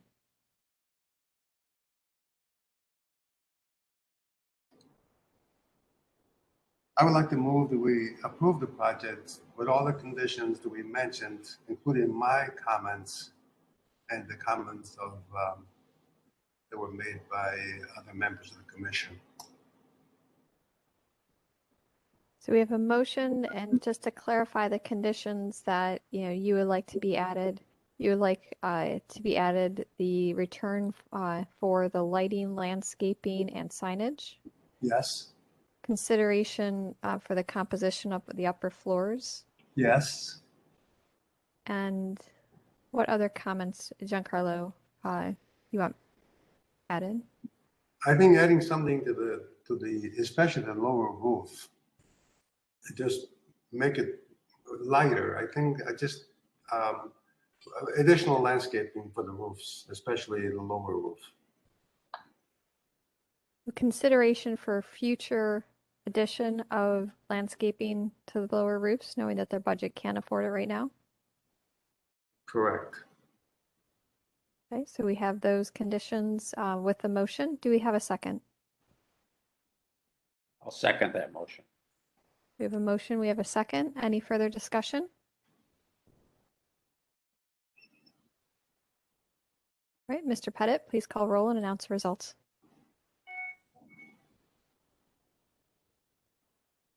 Ms. Anderson, Yes. Mr. Bonezzi, Yes. Mr. Colicchio, Yes. Mr. Dreyer,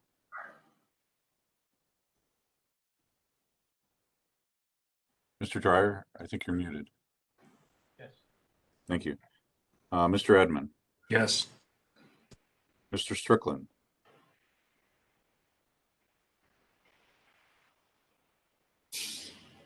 Mr. Strickland, You're muted.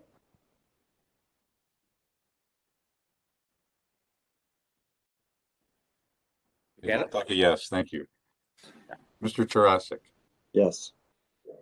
Ms. Trott, Yes, the motion passes unanimously. excellent. Just for curiosity, what's the timeline for construction? I'll say ground up new construction will be late spring, early summer. Demo should be taking place this spring.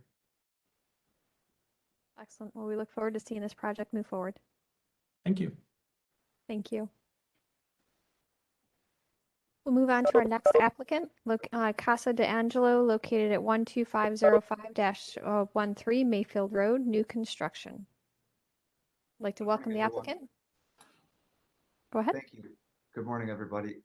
My name is Matthew Weimer with WXC Development, and here with me is Robert Maschke and also Robert Fatika, and on the phone this morning, Jack Bialowski as well. We're happy to be back and present the plans to you. We appreciate all the comments and input that we received following the last meeting. I'll allow Robert to start the presentation now, and then we'd be happy to discuss it with everyone afterwards. Thank you. Thank you, Matthew. If we can go to the next slide. This is just to refresh your memory. This is the corner of East 126th Street and Mayfield Road. And the building that we're talking about, the current Primo Vino building, is on the left. It's the right sliver of stone. And then on the right, in 1968, it was that deteriorated stone facade being covered up. And the use at that point was only in the basement until the restaurant closed in 2016 or so. Next slide, please. The red area in the center of the screen is our site. When this project was first approved 6 years or so ago, it did not include the little tab on the northwest corner of the site. Subsequently, as the project expanded a little, we were able to acquire a portion of the land. And what that land allows us to do, and we'll show you through the presentation, is it allows us to provide 15 underground spaces that we access through East 124th Place, which is a through street. It also allows us to provide all our services through that access, and it takes off a considerable amount of traffic on East 126th Street on the east side of the red area, which is a dead-end street, and it's very congested, particularly on snowplow and trash days, where trucks back in and out of the street back onto Mayfield Road, which is very dangerous.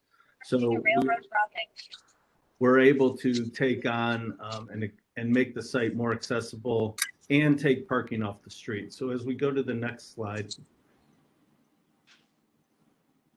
these are the current conditions of the building now. Next, please. Jack?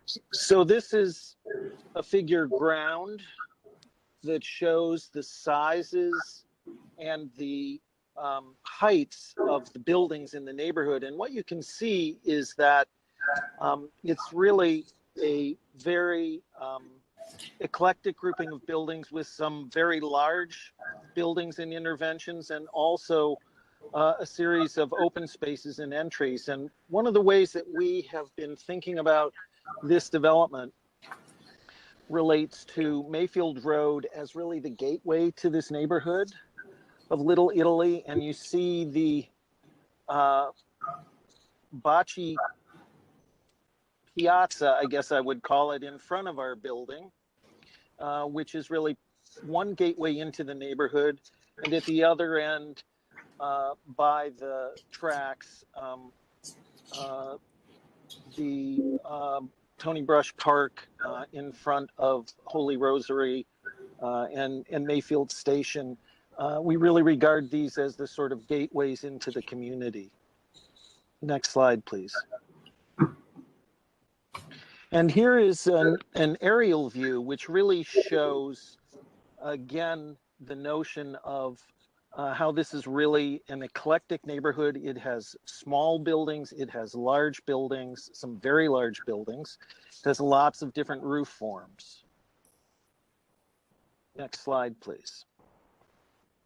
And that relates to the quilt work of the materials and textures that really are the context for Casa de Angelo. These are representative of all of the materials that we see in the neighborhood. Next slide, please. These are elevations of Mayfield Road, again showing the context, the nature of all of these buildings, all of their different roof heights, different roof forms throughout the neighborhood on both sides of the street. Next slide, please. And here is a larger blow up of the west end of Mayfield Road, showing Mayfield Station, Holy Rosary, and showing the nature of these buildings and what is in between, which is kind of jig-jogging up and down, all throughout, up and down the street. Next slide, please. More context photos. Next slide, please. And again. And here is our site, former Primo Vino, at the east end of the site, and showing the allowable building height based on the zoning. So from that, we show you an existing diagram of how we got to our concept. You can see we're looking from the southeast side aerial. The trees on the right are the very large tree canopy from Lakeview Cemetery, which is really a beautiful park adjacent to the neighborhood. And so that is the existing Primo Vino building, which is 2 stories above ground, one story under, and a rear parking facility. Next slide. As we take down this building, we take the basement under the existing Primo building and we extend back to the site, and we have access off of 124th Street to our services and our parking. Next, please. And then as we come up, if we extrude the building up to our building limit lines, we have a massing that allows us our framework to start our relationship and contextualness of the building. Next slide. And what we're trying to do with our building is to provide 5 stories for our condominium. The first story is retail and some rear parking, and we're trying to give it some relief to the street, to the buildings, and start to pick up the line of the existing 2- and 3-story buildings along the Mayfield corridor. Turn left to I-90 East Erie. Jack, can you mute, please? Yep, I'm sorry. And 3, 4, and 5, we are setting back from the 1st and 2nd floor to provide relief for both the building and the context. Next slide. As we continue to make some of these adjustments and pushes, we start to address entries and articulation on the building to give the building some movement around the site. We did not look at this building as a 2-facade building. As we present this is a 4-sided building, not one side. It's a very democratic building in that all 4 sides are treated with the same type of respect and materiality. Next, please. And as you can see, we start to make further suppressions where we integrate exterior balconies that are carved into the building to allow exterior space. Next. And then you can see the final form of the building. This building relates, and you'll see this a little later, Turn left to I-90 East Erie. To our 3 townhouses to the right, which have similar context, but they're more vertical. And we'll get into that as we talk about some of the modifications we made coming out of our last landmarks committee meeting. So next slide, please. So I don't want to spend a lot of time on the plans, but I think the first two are very critical. This is the lower level. And so the street on the left is East 124th. You could see the driveway just north of a small one-story garage. Our entrance to the garage slopes down about 18 to 24 inches. It looks steeper in our diagram, but it's only about 18 to 24 inches. East 124th elevation to East 126th elevation is around 10 or 11 feet. So we have plenty of clearance. And the way we want to address this drive is it is going to be permeable pavers, like a Unilock type paver, a very high quality paver.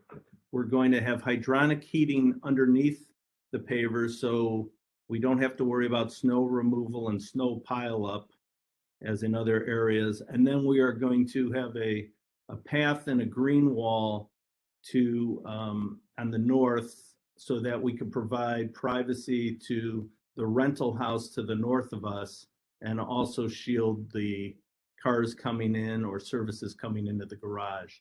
In the red area, there is a trash room and trash chutes from all the floors that go down to the basement level. Much like you heard in the other project, there'll be bins that fill up, both recycle and trash. As they fill up, the maintenance of the building will swap those out, and on trash day, they'll roll them out the overhead door for pickup and then bring them back in the building.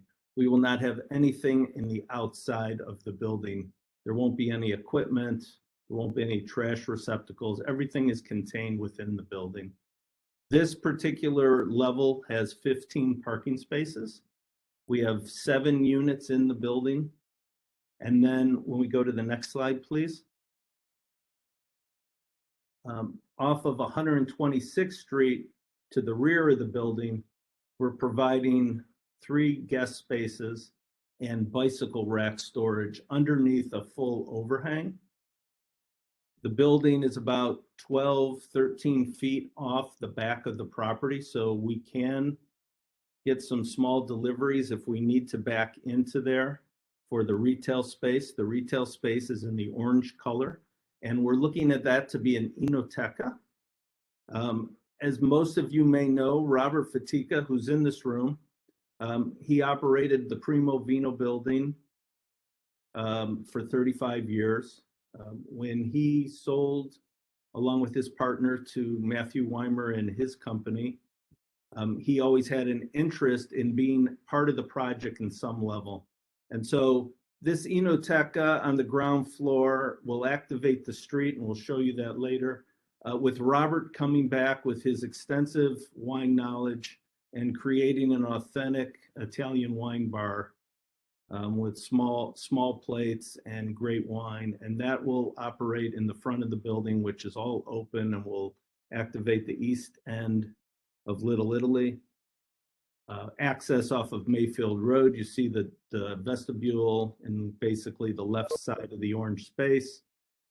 In front of the enoteca is landscaping. It's just ground cover. Glass goes floor to ceiling, and it allows us to bring some green space into the project, which you'll see on all levels. We're providing additional trees in front of the building that are not there now. And then we're also providing some site lighting. As you come around the corner off of 126th Street, that's access to the lobby, mailroom, so forth, for the condominiums of Casa de Angelo. And then in the rear of that first floor will be a building office, maintenance office, to support the residents of the building. Next, please. And then as we go up on the second floor, third floor, fourth floor, and fifth floor, 2nd through 4 has 2 units each, a north and a south unit. Units range from 2,200 to just under 2,500 on 2 through 4, and that includes exterior balconies. They're covered. And then the 5th floor is one single unit penthouse, which is around 5,000 square feet with multiple balconies. Each unit has its own contained mechanical systems for each. There's vertical shafts. All the equipment is contained, vented through the roof.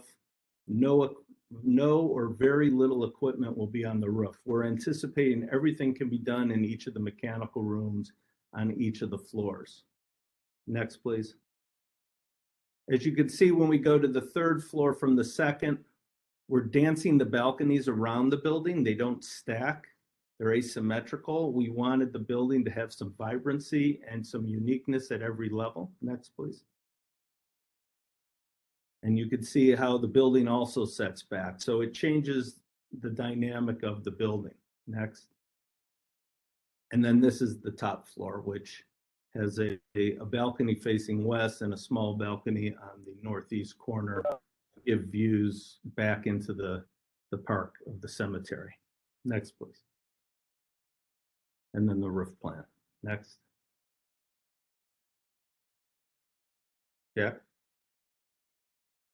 So, sorry, just unmuting. So we thought carefully about the historic context of Little Italy, which caused us to think about the historic context of Italy and Europe and all of the other places that have true long histories, cultural history of great architecture. This is Maison Carrée in Nîmes, France, probably the greatest example of a preserved Roman temple. Next to it, we see a very modern building by Renzo Piano. And throughout all of Europe and all of the places where there is true architectural character and history, the new buildings which are provided respect the old buildings, however, are looking forward as much as they look backward, and even more so. Next slide, please. So that as we look at these various examples, we see modern buildings immediately adjacent to historic buildings here in Turin, Italy. Next slide, please. Or here in Frankfurt, Germany, modern residential buildings that respect the massing of the much older Tudor buildings, but are expressed in modern forms and materiality. Next slide, please. And I think you get the idea. Next slide, please. Next slide, please. So throughout all of Europe, in the most sensitive architectural neighborhoods of historic character, interspersed are respectful but very modern buildings. Next slide, please. So when we first started looking at this development with Matthew Weimer, there's 3 parcels, and so it was 3 phases. The first phase, which has been approved by the Landmarks Commission and is under construction, is our Via 126. And we look to the textures of Italian hill towns to emulate a warmth in a neighborhood. Next, please. And,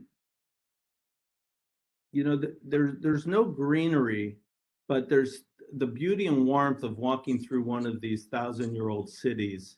It just has this appeal and that you want to touch and feel, and you're just it's I don't even know how to explain it, but it's somewhere I think that you want to be. And so that inspired us on the next slide to create our Via 126, which we emulated with hand-formed brick. We couldn't afford or even have the know-how to build a Tuscan town with stone and mud and brick and that could stand the test of time. So we emulated a very contemporary hill town in our townhouses. And we got our cues from the existing townhouse to the right, which was built that we supported when it was going up, to emulate and take on that characteristic and height and go vertical. So now as we move across the street, we needed to be inspired, next please, by a building that can work in a traditional setting, can be a little bit larger because we needed more mass to make the economics of the project work, but we also needed to look at a building material that could carry the size of the building in the proper scale. It couldn't be brick. We wanted it to be a legitimate material, so we went to stone. And so this is an example of another project that we're really inspired by Alvaro Siza, which is in northern Italy. Next slide. And that transition to our elevations. And so the top line is the previous set of elevations that we presented to you last. There were some concerns about, basically, as you can see in the middle, how the top may not have related to the base of the building. And as we went back and took your comments in and restudied the space, the blue at the bottom is our refined drawing. So next slide, please. So this is our west view, and we were able to add more glass, minimize some of the stone at the top level, and curate the glass so that we had some alignment both horizontally and vertically. Next, please. Reducing the forehead. Yes. As we went to the north elevation, we took the suppression out of the middle. We moved the balcony to the northeast corner, which is on the left side of the screen. We wrapped around the glass on the northwest corner, which is the right side of the screen at the second level, to help articulate that elevation as well. Next slide, please. The east side, I think we made our greatest contribution to improving the building.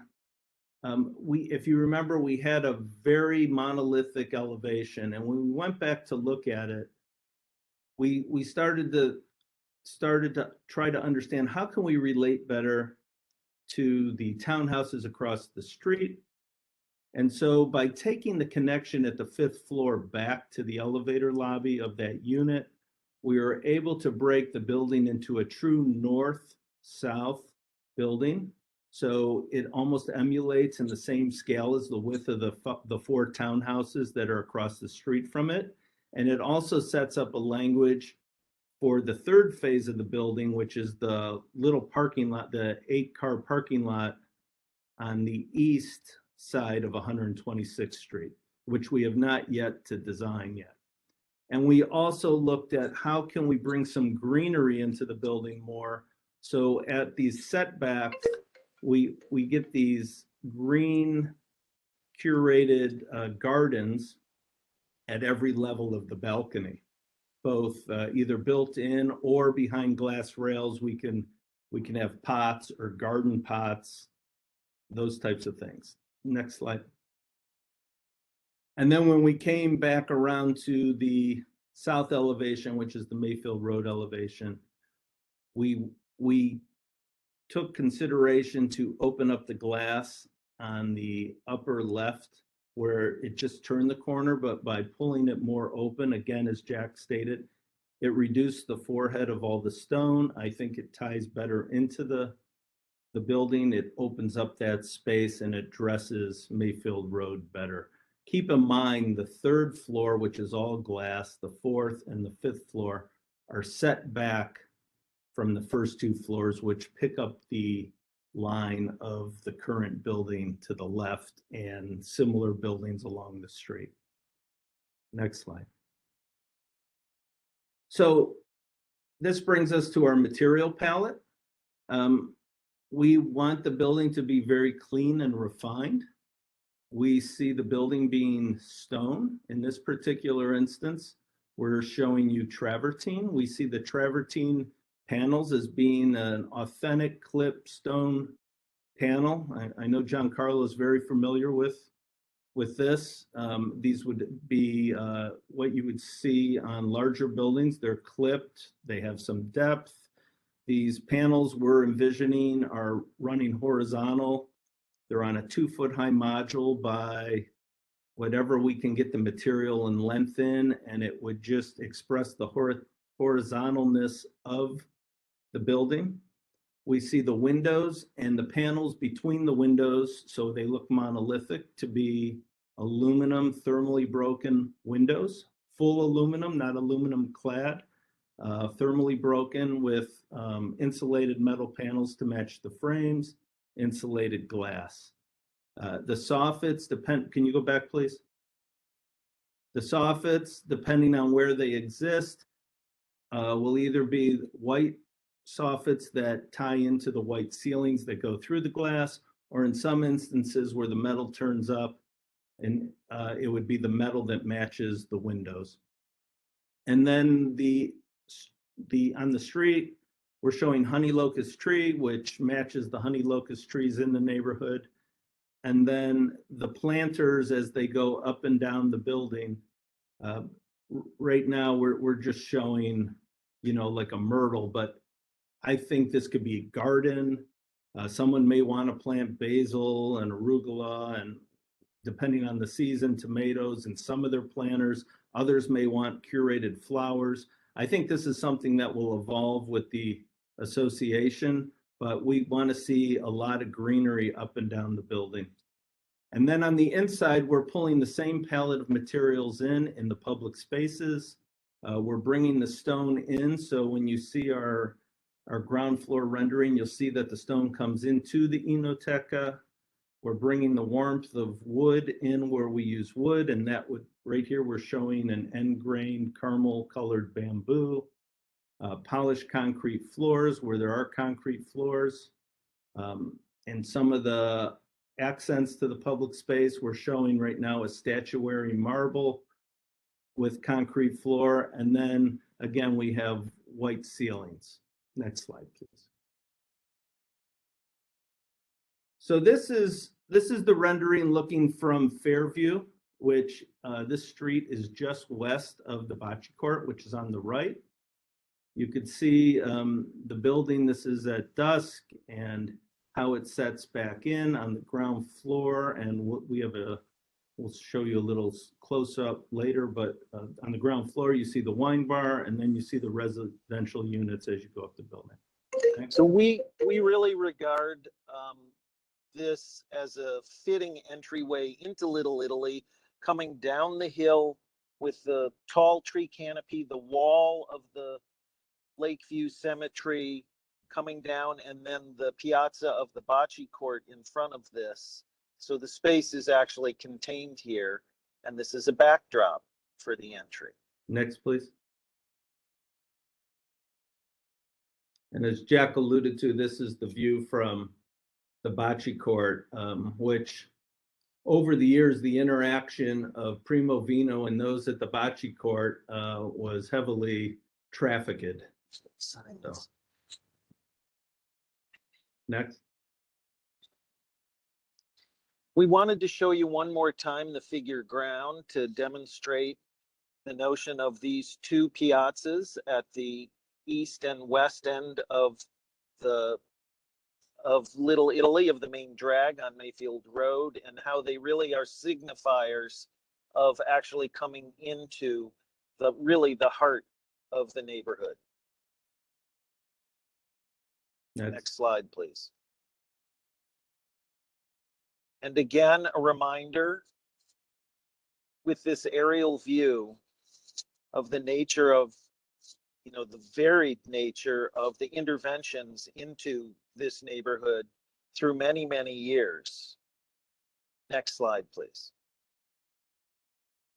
These are a series of views actually coming down Mayfield Road.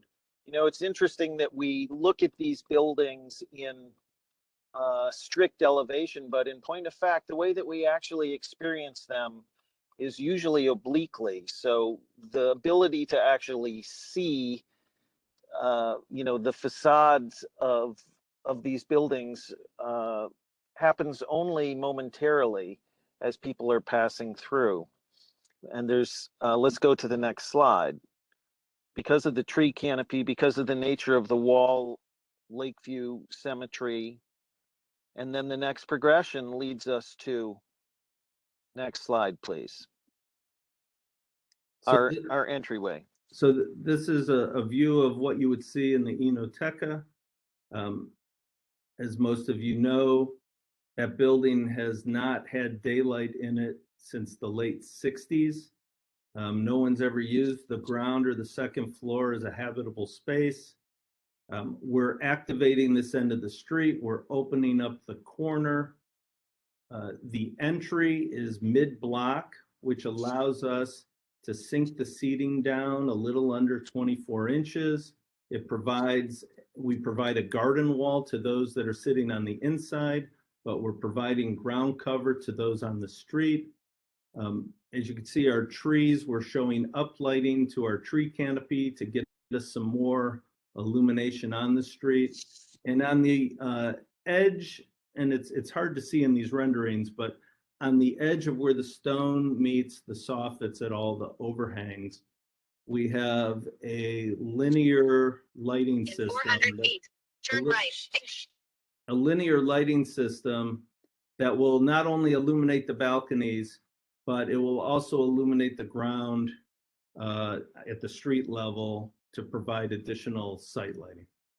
The only other comment I would make about this is that I think you can see from the second floor setback how the layering of this facade actually respects the facade lines, the datum line of the immediately adjacent buildings, while also managing the function of containing the park piazza across the way.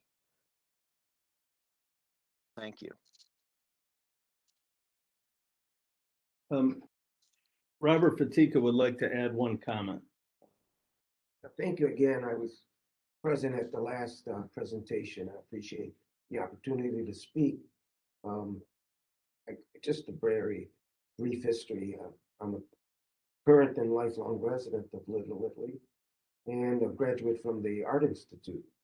And once that position changed in my life, I decided to open up a restaurant, and I wanted it to be more than just a Italian restaurant with checkered tablecloths and Chianti bottles. And I think we succeeded for 35 years. And prior to the closing of it, we knew that that building had to be demolished and something to replace it.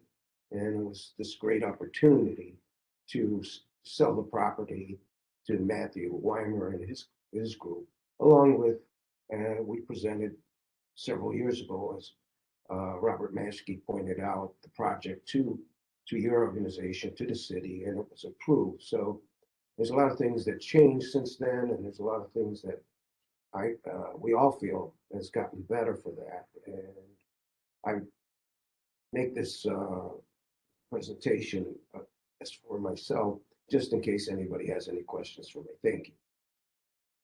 Thanks, Robert. Thank you. That concludes our presentation. We'd be happy to answer any questions.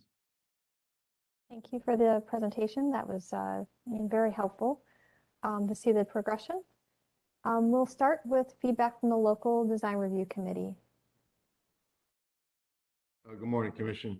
Ray Christosik, Little Italy Redevelopment. Wanted to give a brief overview of the process this project went through.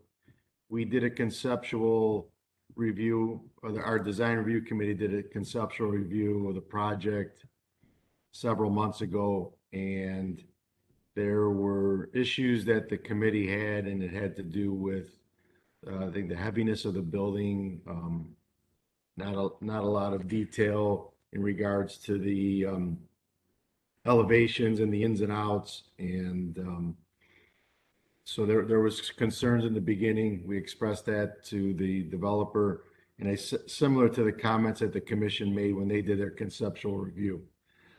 We conducted a community meeting between conceptual review and now. Over 100 people were invited. A little more than 30 attended the Zoom meeting.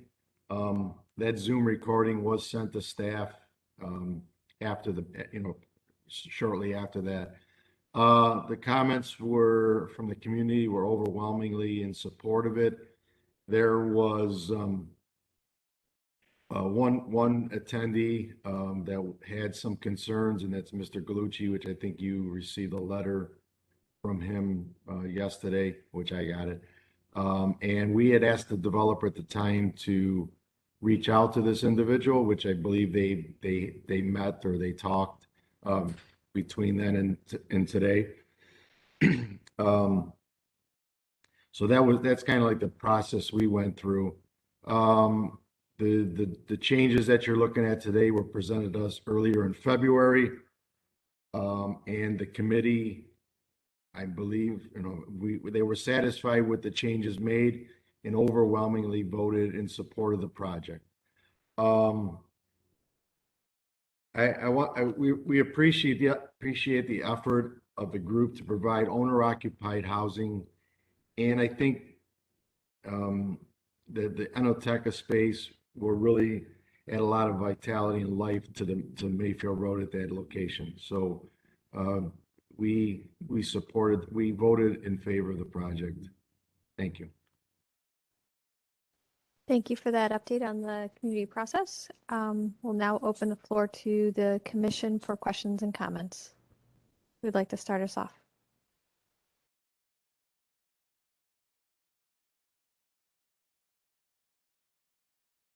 Mr. Strickland. Madam Chair, I really didn't think that I would be the first one to provide comments, given the architects that are members of the commission. But I, for my own part, I think that this design and this whole project concept is spectacular. And I just commend the applicants and the architects, the group of architects, Robert Maschke and Jack Bialowski, for the in-depth research they had done and the formulation of this presentation, giving us that historical context and how this type of project has been successfully completed throughout Europe. And the fact that a project of this magnitude could be presented in Cleveland, I think is fantastic. So along with the design review committee, overwhelmingly in favor of this project. Thank you. Thank you. Thank you. Thank you, Mr. Strickland. Mr. Klickia? Yes, I agree that it's an interesting, spectacular design, but I just don't think it belongs where it wants to be planted. I mean, we are comparing Imperial Roman architecture to a modest immigrant neighborhood of Little Italy, so I have some issues with that. Also, you had some beautiful photographs of buildings that were built in historical sites and neighborhood in Italy, but one of the things that those historical groups in Italy and other parts of Europe as well is that they're very conscious, of how the new structure impacts the neighborhood. Now, if we look at some of those photographs that you've shown us, you will see that those buildings, despite the fact that they have these very interesting contemporary materials, they also fit into that space quite well and rather in historical context. Also, this corner of Little Italy, to me, I mean, it's interesting that we look at an entire neighborhood such as an historical neighborhood of Little Italy, but that neighborhood itself has sub-neighborhoods, areas that are especially unique. So this upper portion of Mayfield Road, as we climb the hill, has a rather modest and simple atmosphere. I mean, the building is obviously interesting. The material selection is amazing, although I prefer cleft travertine rather than smooth travertine in this case, personally. it's just too overwhelming for this section of Little Italy, in my opinion. May I respond? Of course. I respect Mr. Kalikia's concern.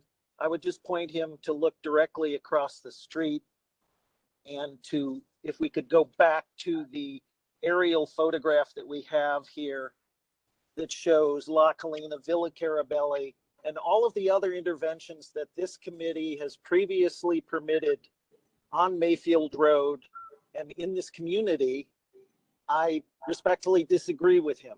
And I think that if you look at this, you will see that Mayfield Road is in fact the main place in this neighborhood where larger buildings should be permitted.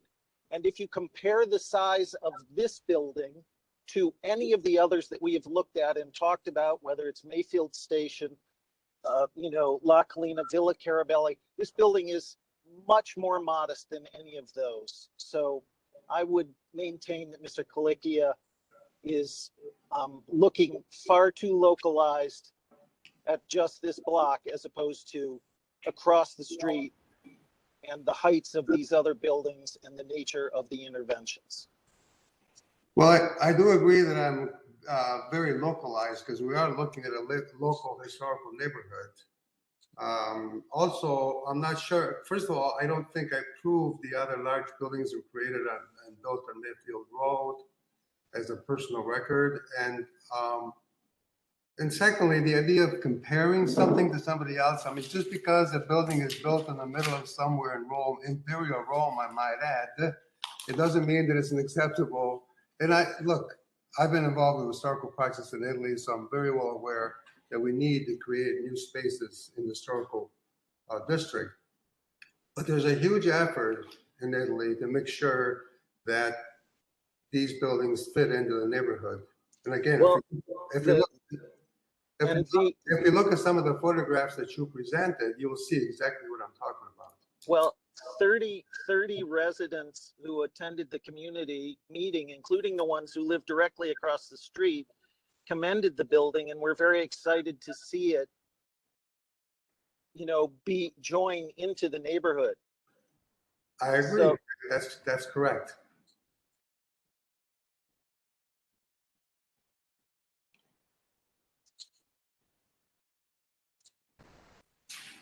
Also, one more issue that I have as far as the Enoteca. I mean, Robert Fatica, whom I've known for many, many years, owned this building for 30 to 40 years and sadly allowed it to deteriorate to this point now that it's becoming nothing but another property that has to be torn down.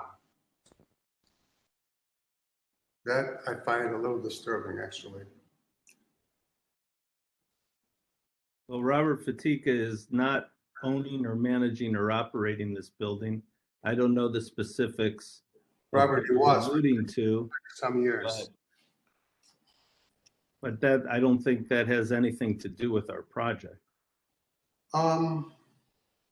Perhaps. Nor do I think.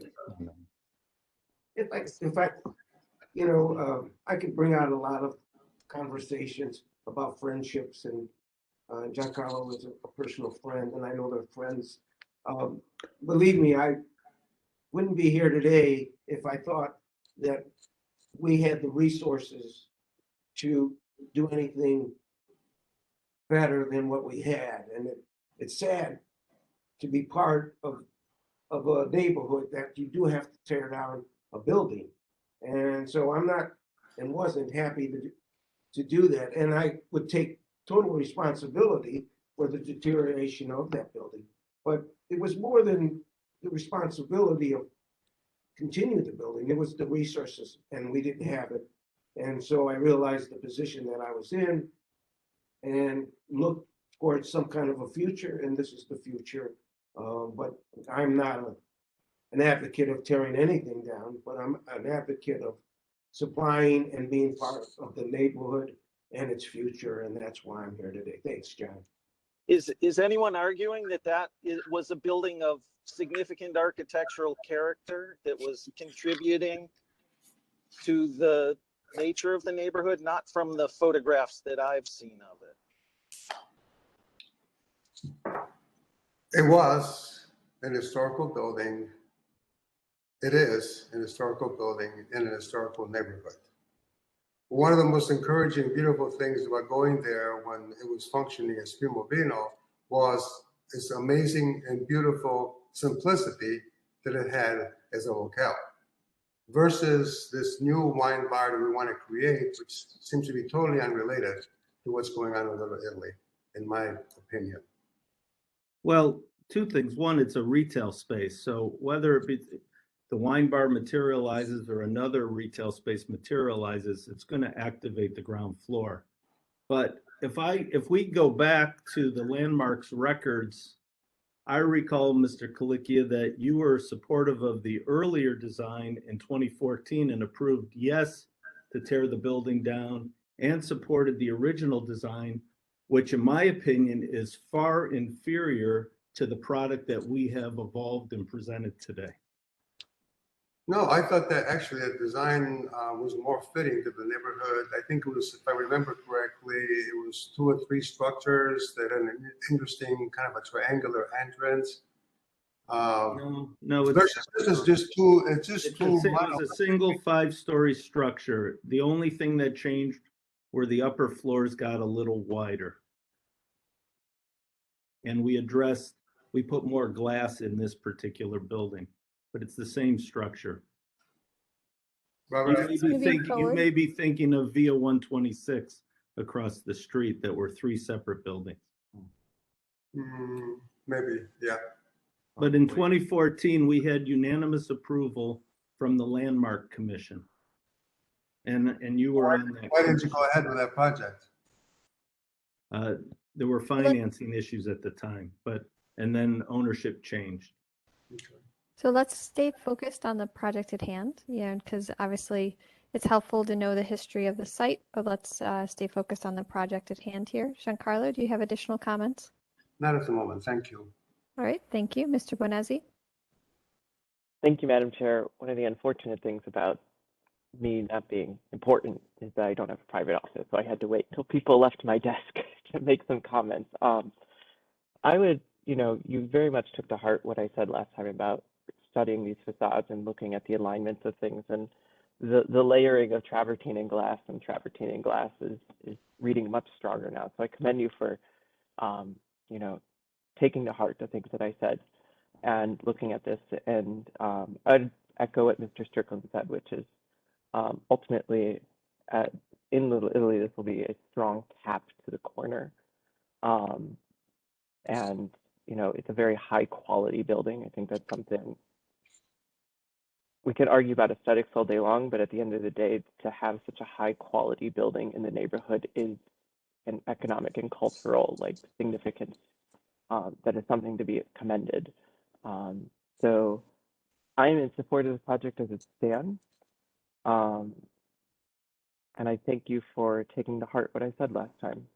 Thank you very much. Thank you, Mr. Bonazzi. Ms. Anderson? Thank you, Madam Chair. I want to commend the applicant for using such a high quality material that is, of course, this neighborhood was settled by Italian stonemasons, stone cutters, and artists. So I appreciate seeing the travertine stone used in this building. I also am concerned about the scale of the building in relation to its immediate neighbors. The residences farther up the hill on Mayfield are set far enough away from the lose my coverage. I'm getting this. This portion of the neighborhood that the impact of the size is not as great as I think this one will be. I think you are going down that corridor of flanked by Lakeview Cemetery and the residences across the street, and I think this will really kind of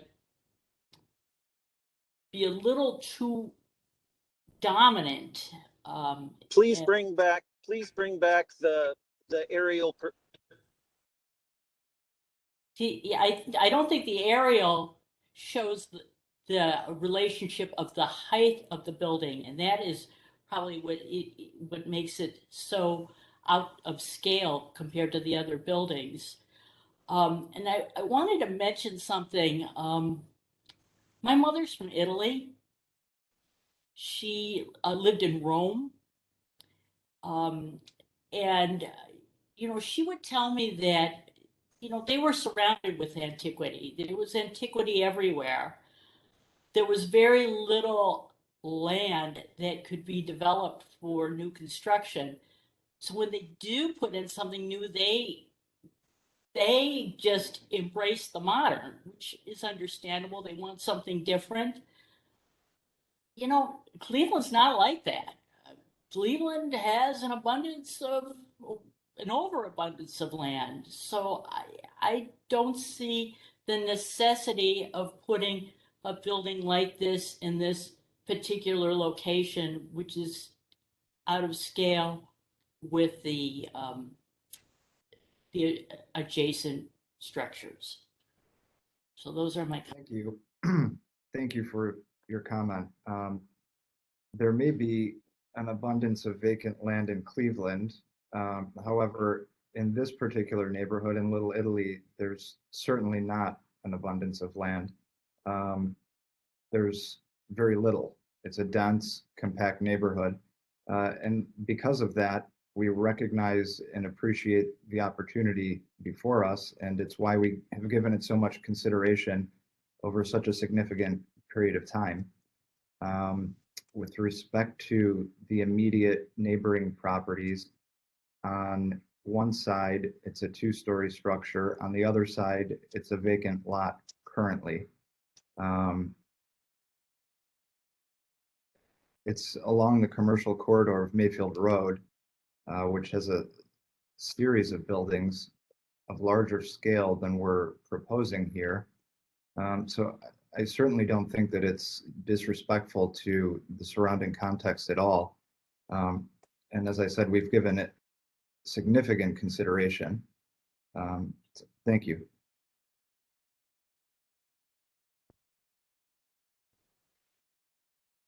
Thank you for the questions and the response. Mr. Edmond, you had questions or comments? Thank you, Madam Chair. I really appreciate the sensitivity to scale in any urban fabric. I really don't think this building is really out of scale for its context, though, and I think this aerial photograph does help to show that. Certainly, the townhouses on the south side of Mayfield have a much more imposing presence over the street, as well as the ones to the western end. The townhouses to the east end on the south side of Mayfield are not as tall, but they're at a higher elevation. So I think approaching it from either direction, this would not necessarily be the most imposing thing in your field of view. Although I do think it would sort of greet you as you approach from the east. I also think that the setback from the second to the third floor does make a significant difference on the massing as you would see it coming up and down the street. And I would also echo the comments about simply the quality of the architecture, the materiality, the form making, and so forth. And I think that that notion of embracing the modern within limited space. This is, a pretty dense area, and rather than move out into farther areas, I think embracing the modern within our urban density is a positive thing, and Cleveland could maybe use more of that. So that's my statement, and I'm in support of it. Thank you. Thank you, Mr. Edmond. Mr. Tarasik? Yes, thank you, Madam Chair. May I see the one slide that had the elevations, please? Listing the elevations. I mean, we just went past it, I think.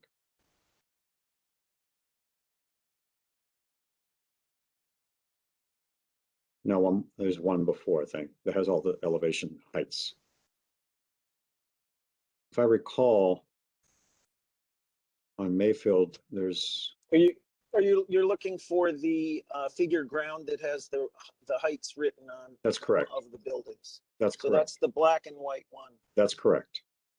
The aerial. Yeah, No, that one that one. right there. Let me try and zoom in a little bit here.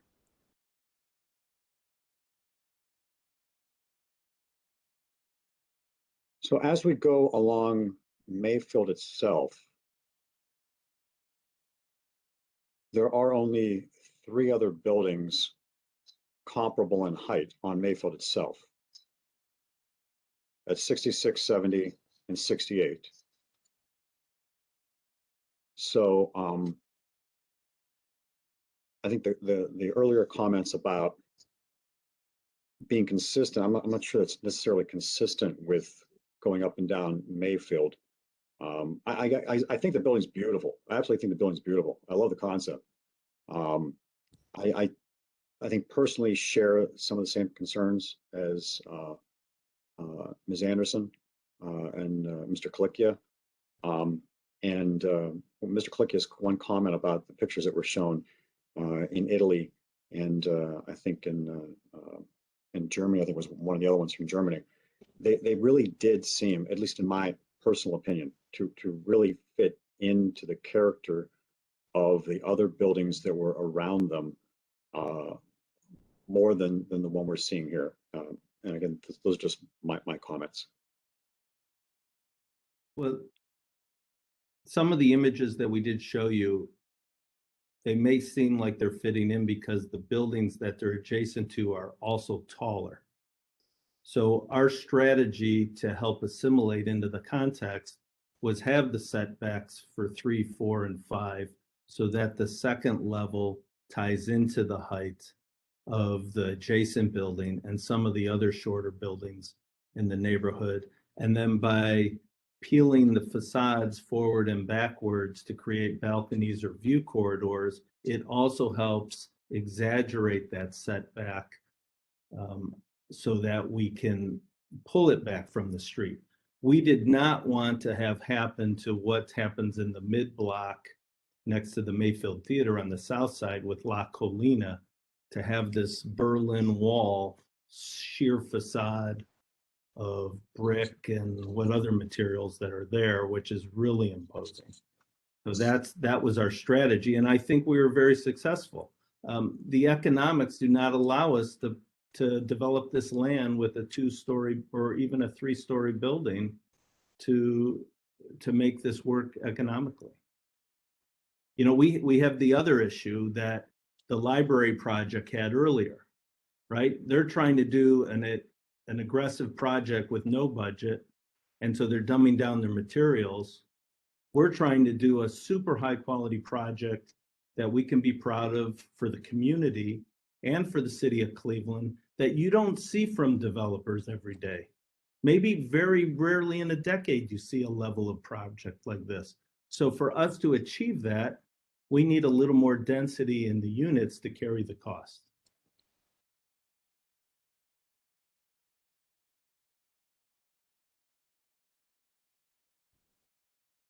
Any other questions or comments, Mr. Tarasik?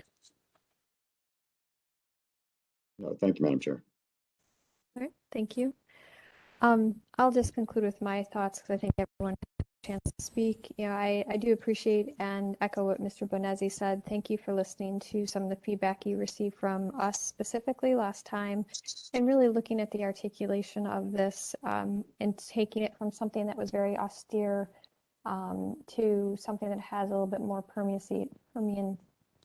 more permeable elevation so that it doesn't feel so heavy on the site. I still am concerned, you know, I still have reservations, I'll say, because of the height and how it, you know, interacts some with the other buildings. But I think, you know, the way you've tried to respond to address that is definitely appreciated, both on, you know, the south elevation and the west elevation. Have you guys studied, or do you have a view of what it looks like from traveling, I'll say, east on Mayfield Road, and, you know, what that approach is up the hill Or the We do not- renderings. We do not have a rendering, but we've studied it in our modeling.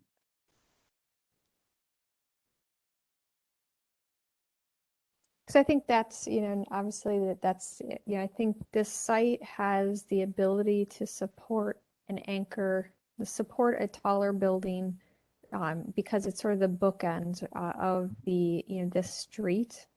And it's the approach up that, I think we spoke about last time versus the approach, down the hill from, the cemetery. That, but how you've addressed, can you just show that elevation again Carl, of, what the west elevation is?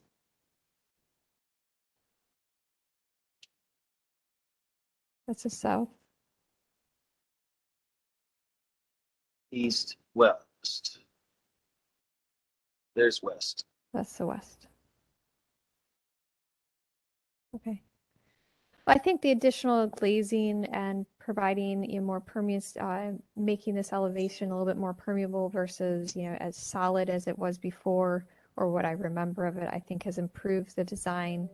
I think this is just one of those I appreciate and the additional context photographs that you included, because it does demonstrate trying to fit into the context and how the union of modern and historic structures can work well together.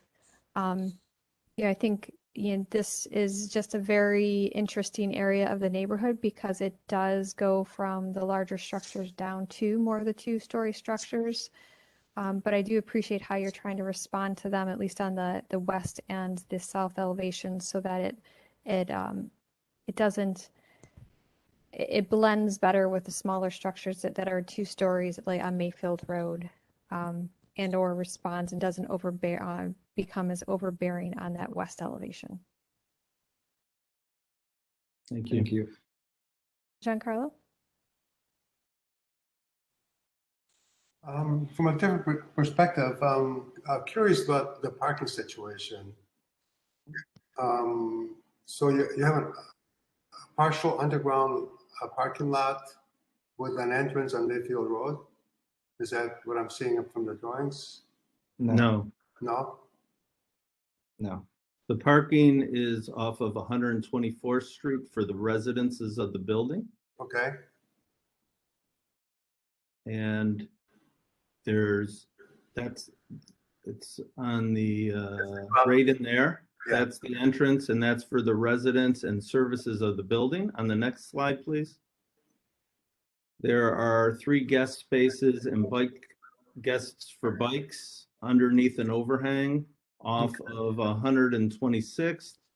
And to accommodate if it's whatever the retail component is, and we anticipate it to be a wine bar, it would take care of parking, much like all the other restaurants and bars do with the valet system in the neighborhood. Okay. Okay, thank you. Thank you. Additional questions or comments from the commission? Mr. Pettit? Thank you, Madam Chair. I will defer to the commission discussion. I just wanted to address the history of the building itself. I just want to remind the commission that we have 2 actions to take today, one for the demolition of the existing building and one for the new construction. The building we know as Primo Vino was built in 1900. It was built by Giuseppe and Caroline DeTuro. The family established a restaurant and bar in the building. It has a very colorful early history.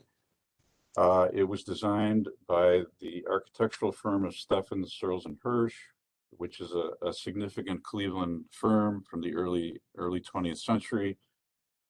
I have never seen a good photograph of the building, so it's hard to speak to its significance. But we do know that prior to 1972, it was significantly altered. you know, with the facade, the Mayfield facade that it has today, it is my opinion that the building has lost its historic integrity, its architectural integrity. We did approve the demolition in 2014. We have had a couple of site visits to the building. So I think, you know, staff supports the demolition. I know there's a lot of disagreement about the new construction, and I'll leave that to the commission to sort out. My only feeling about the new building, and I do think it's an improvement over the version that we saw 8 years ago. I wish it were more rustic. I don't know what cleft travertine is, but I think a more rustic material might better serve the inspirations from Italy that you're trying to address, and that's my only comment about the new construction. Thank you. Thanks, Don. Thank you, Mr. Pettit. Additional questions or comments from the commission? Or would someone like to put forward a motion? Oh, Mr. Bonezzi, I just saw your hand up. Oh, I was just going to speak to Don's thing about cleft travertine. I will acknowledge, as someone who has to make renderings, that is an incredibly difficult material to render. But that was all. It's a difficult material to render, Donnie. So if it's not coming out as rustic, it is a pretty rustic material in terms of like veracity and differentiations. I just wanted to clarify so everyone is aware from a digital standpoint. Thank you.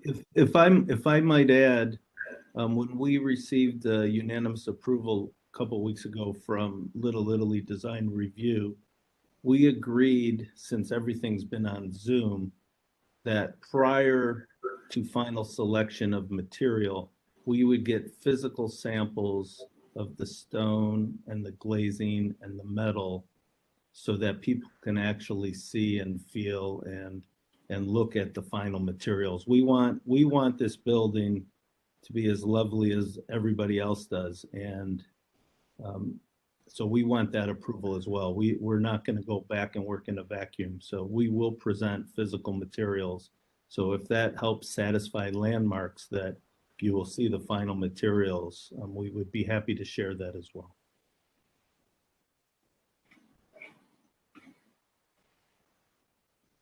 Madam Chair, Yes. just to be clear in this record, cleft travertine has been used for several thousands of years and is still quite used. So it's not a difficult material to work with. And I think Robert knows that very well. But I agree. I think that a cleft, more organic look would look a lot more interesting in this building and in this environment. Well, we'll certainly explore that. I think you have cleft travertine on one of your sample boards. Yeah, we'll certainly explore that when we get our physical materials. Okay, thanks. Thank you. And I think, yeah, it is a very interesting material, and the cleft could add some interest to the building. It would be the actual material seen. It might encourage you to across the entire building, certain areas to relate to the stone that is in other areas of the neighborhood. Additional questions or comments from the commission, or would someone like to put forward a motion?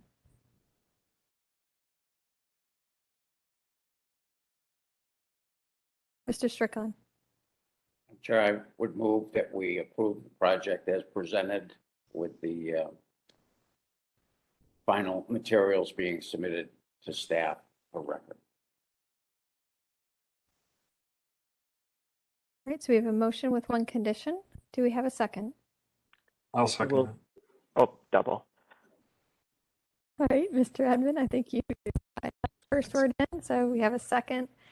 Further discussion? All right, actually, I'm going to pause there. Don, procedurally, do we need to approve the demolition first? Or I believe the motion is on the plan, the new proposal. Yes. Madam Chair, I think So- it's appropriate to act on the concept plan first. And then we'll act on the demolition separately. So we I do thought- have a motion. I assume Mr. Strickland's motion is just for the new construction, correct? That is correct. And not approving a concept plan, but Yes, Right, forgive me, I didn't mean that. We're here for final approval today. I thought the demolition was already approved.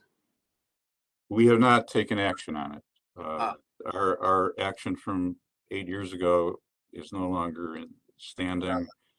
So we have to act again. I would also encourage the commission to incorporate some salvage of the existing facing stone on the east elevation and the rear elevation as part of the demo action when we get there. Was that considered in the previous discussion? It was. Yes, We we have agreed. talked about it and potentially either reusing it on the site or somewhere else. The developer was agreeable. Yeah. Okay, Before so let's stay focused on, we can come to the demolition here in a second. And I'm sorry, I'm the one who sidelined us here for a second. I just want to make sure we were addressing each portion of this case appropriately. So, Mr. Strickland, you clarified that your motion was related to the new construction. Mr. Edwin, is your second related to the new construction, correct? Yes. are we adding the use of existing material to that motion or not? I think we the should. motion included submission of the final materials to staff for record. Giancarlo, Final- you need final to materials. expand that condition to for consideration of using a cleft travertine. Yes.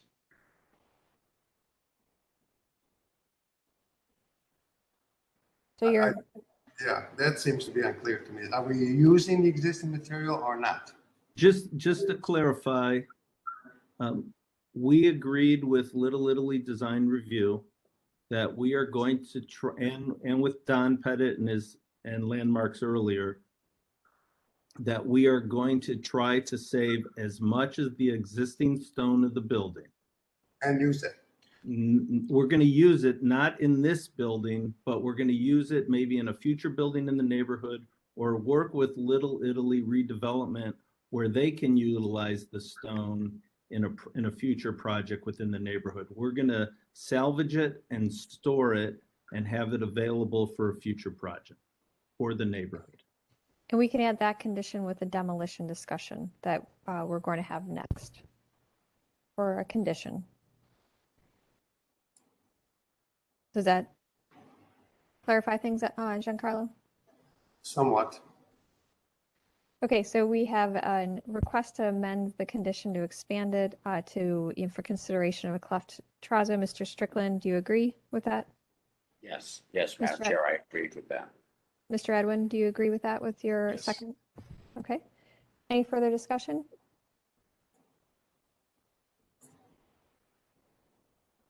All right, then Mr. Pettit, could you please call roll and announce the results? Ms. Anderson, No. Mr. Bonezzi, Yes. Mr. Colicchia, No. Mr. Dryer,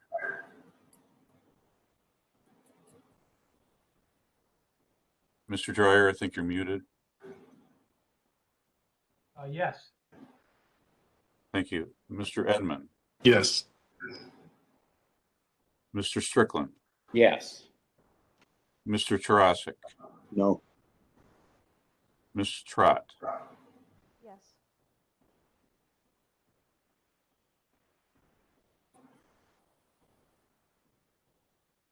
Madam Chair, the motion passes 5-3.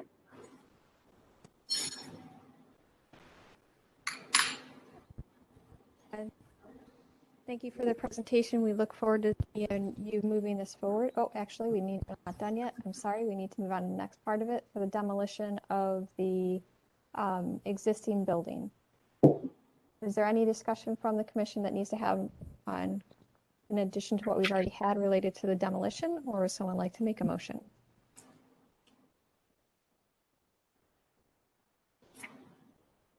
Ms. Anderson? Thank you, Madam Chair. I just wanted to say that I was at the site visit, and the building is in a sorry state. The roof has, probably needed to be replaced, over a decade ago, and the building is completely waterlogged all the way down to the basement. It saddens me that nobody interceded and, took care of that roof earlier, because I think the basic structure, and it's stone, and it looks like it probably wouldn't have gone anywhere except for the roof being allowed to deteriorate to such a sad state. So I just want to say, from seeing the building, it does not really look salvageable. So that's my comment. Thank you. Thank you for that insight, Ms. Anderson. That's helpful. Other questions or comments regarding the demolition?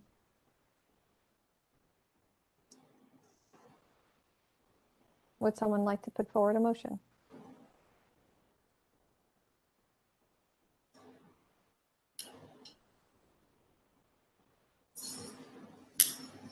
Would someone like to put forward a motion regarding the demolition of the existing structure? Mr. Edwin?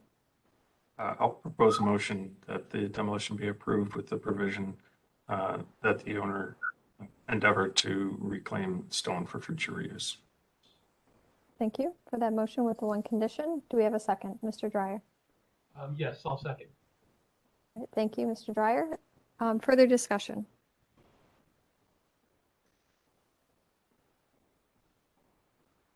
All right, Mr. Pettit, please call roll and announce the results. Ms. Anderson, Yes. Mr. Bonezzi, Yes. Mr. Colicchia, Yes. Mr. Dryer, Yes. Mr. Edmund, Yes. Mr. Strickland, Yes. Mr. Tarasik, Yes. Ms. Trott. Yes. The motion for demolition is approved unanimously. Excellent. Well, once again, we look forward to seeing this project progress and your consideration to continue to look at the materiality for this, because it's going to be a great asset for the neighborhood. Thank you so much for your consideration. Yes, Much thank you very much. appreciated. Thank you. That concludes our certificate of appropriateness for today. We'll move on to concept plan reviews. We'll begin with Brooklyn Masonic Temple Lofts on Pearl, 3800 Pearl Avenue, mural concept for the Clark Fulton Public Arts project. Sorry. Welcome the applicant. Please open your mic and tell us about your project. Hi, this is Susie from Metro West Community Development Organization. So this has gone through concept review and been approved. This is part of a larger public art project along 25th Street and Fulton in the Clark Fulton neighborhood. And so because the Masonic building, which has been through some recent reviews for the architectural changes they're making, because it's a historic building, we are now going through this process to make sure that we are okay to install this heat-applied vinyl mural to the building once it has been restored and is in final shape after the work that's planned on being done to it. And the mural design is by Augusto Bordelois, a local artist. So if you want, I can just run you through kind of the details. I won't give you all the background information, but this is part of a collaboration with Metro Health and with Land Studios through a grant they received from the National Endowment for the Arts. And so we've been working a lot with the neighborhood and stakeholders around themes, artists, and locations for these projects. You can go ahead. And then you can just, as kind of an overview of just the loop, just down West 25th Street between 71 and 90 and Fulton in kind of approximately the same area will be a couple sites, and then there's some other art that's kind of being wrapped into this along Meyer and Sackett. So you can go ahead. This is the building. So as you can see, it needs a little love. It's in the process of being renovated so that the top 2 floors will be residential. And this south facing wall, so it's on Pearl West 25th Street, kind of just north of Denison, and it's right next to a McDonald's. So this wall faces south where the McDonald's is if you turned onto Pearl from Denison, and you'd be facing this large wall. The only difference, as you'll see in the plans from what it looks like now, is that it will be restored and there will be some windows cut into it. One of them, which will be within the mural, which you'll see is worked into the design. You can go ahead. This is just some of the artist's work, some of his fine artwork. You can go to the next slide. Just more representative of his mural work. So he's he teaches and works with communities, so he's very open to community suggestions. So for the mural, we have been working with residents of Brooklyn Center and different people in the community to give feedback on the concept, the colors, the theme, and that which has taken all into account into his mural design. So you can go to the next slide. And this is just his rough mural sketch, not representative of the color palette. He's still working on a digital painting right now. That will be his final design, but this will give you an idea of the layout on the building, how it fits around the windows that will be installed into the building, and the architecture is inspired by Brooklyn Center architecture, as was a common request from many of the residents who weighed in on the concept.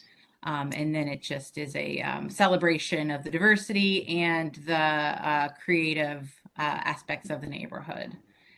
And we wanted to have it installed high enough so that it would be protected from anyone who might kind of stroll by and want to peel it off the walls. So it's going to be out of reach from people that are pedestrians passing by. So it'll be up high on the top of the building, going from the back of the building to the front of the building.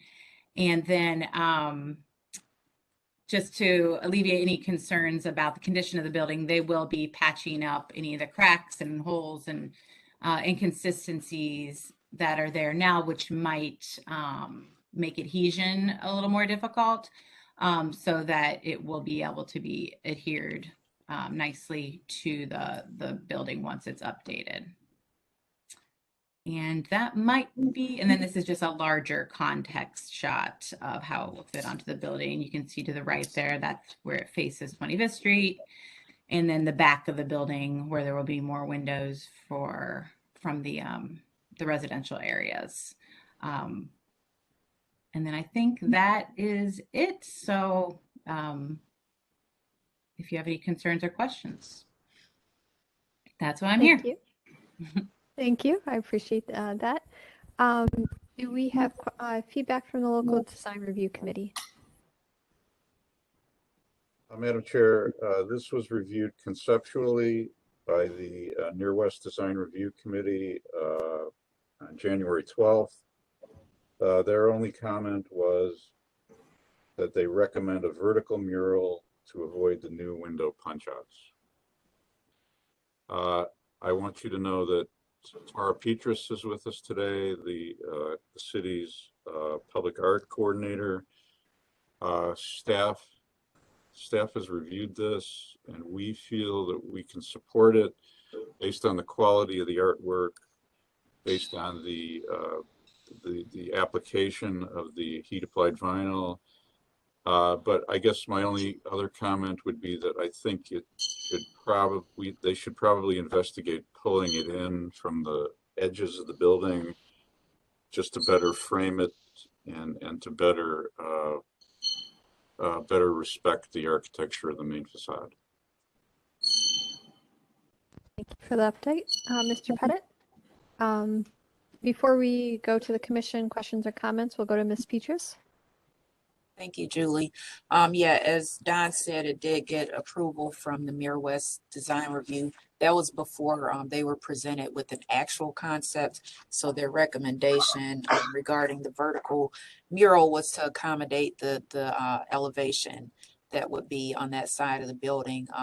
But I think respectfully that what the artist has done by incorporating the windows into the actual mural as part of the artwork greatly respects the building, and I think it's a better outcome with the landscape oriented mural versus a vertical mural to the right of the mural, to the right of the windows. We did confirm also that the building isn't receiving any historic tax credits, which would then therefore allow them to apply this to the building. And I think that their recommendation or their proposal, the artist's proposal is great. We did ask that regarding the heat applied vinyl, which is easily removed if the mural were to go into disrepair, that they initially they were going to stop it at the top of the building, but we asked them to stop it at the below the parapet at the top of the building. And then any architectural detail that wraps around from the front should also be avoided. But I think that what they came up with was an excellent solution to make it more site specific by incorporating windows into the art. So I'm very supportive of this project and how they handled the recommendations. Thank you. Thank you for that overview and feedback on the mural. We'll now open the floor to the commission for questions and comments. Mr. Edwin, I saw your hand up, but it seems to be down. Thank you, Madam Chair. Tara actually answered all my questions, so I think it's great. That's all. Ms. Anderson? Thank you, Madam Chair.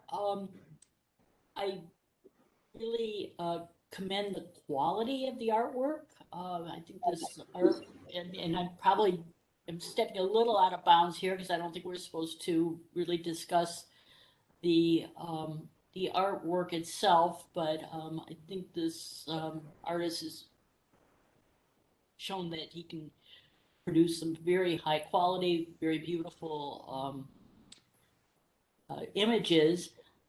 I'll be honest with you, I really like the sort of monochromatic example that we have before us. I actually would probably prefer that, much prefer that to a full color image. I am concerned. There was reference to other murals going in the area, and I'm concerned that we're going to create a corridor like we have along Detroit, where, at least in my opinion, I think there's too many murals. I think it gets visually busy, and you get this cacophony of color and subjects coming at you. I think less is more when it comes to these murals, but this is a lovely image. I totally agree that the image should be framed by the building. It should not go all the way to the edges. If the artist can incorporate the window openings, all to the better. But yeah, those are my comments. Thank you. Thank you, Ms. Anderson. Giancarlo? Yes, I like Augusto's work very much. I actually collect it. But as I mentioned many times before, I don't really like temporary art.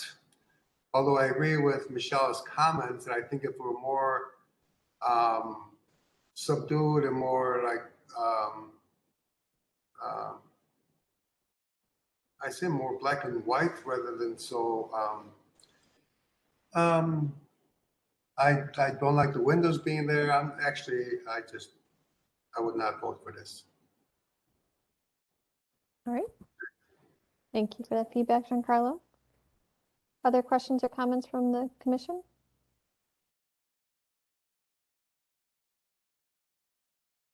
I'll state mine right now then.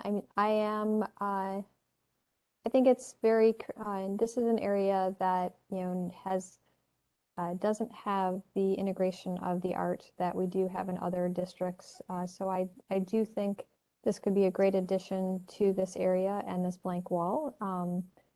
I do agree, though, that I think it should be framed more. I think it's very creative how the artist has focused on the windows to integrate them into the mural rather than have them feel like they're removing part of the mural.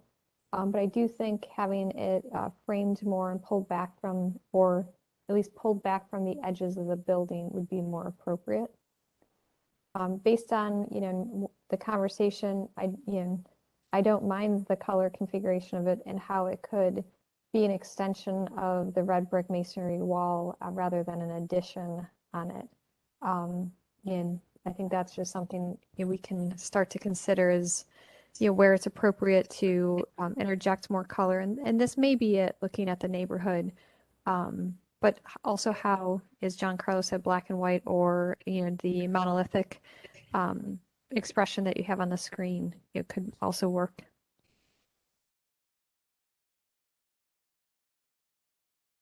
Those conclude my comments. Other questions or comments from the commission?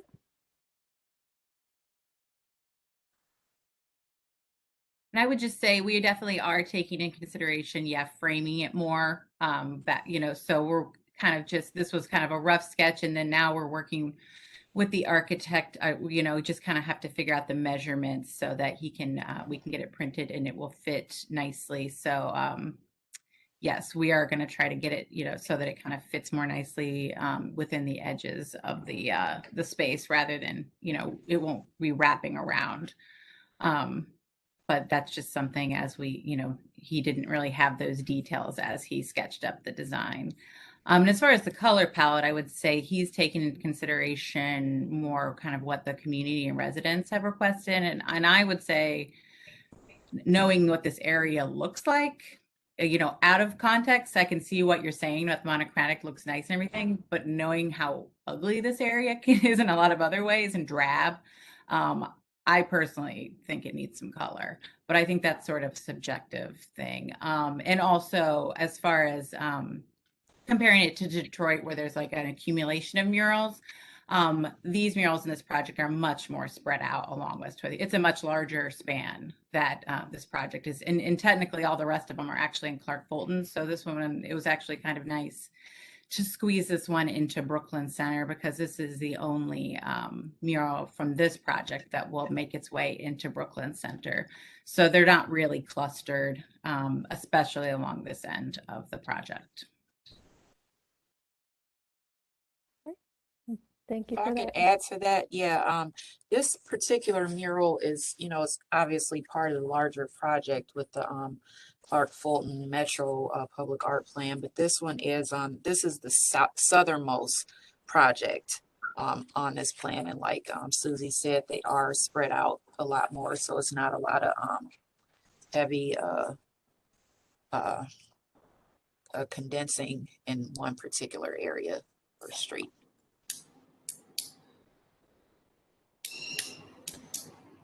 Thank you for that feedback. Giancarlo? Yes, so this is a temporary piece with a time limit, right? And it's not going to be it's going to be painted on canvas or vinyl? No, it's digitally painted. So he's painting it digitally, and then it will be heat applied vinyl. So technically, yes, it is temporary, but they can stay up for a really long time. And because it will be, not in an area where somebody could walk by and peel it off, the ones that are, in more protected areas tend to stay up. I mean, there are some that I've seen up for over 5 years in other places. That was just due to the historic nature of the building. Right, but does it have a designated time, a period of existence? It's like the goal is 5 years or more, but the owner of the building wants it to be up as long as it's in good condition. He would love to do another one, in a future date, and have like a rotating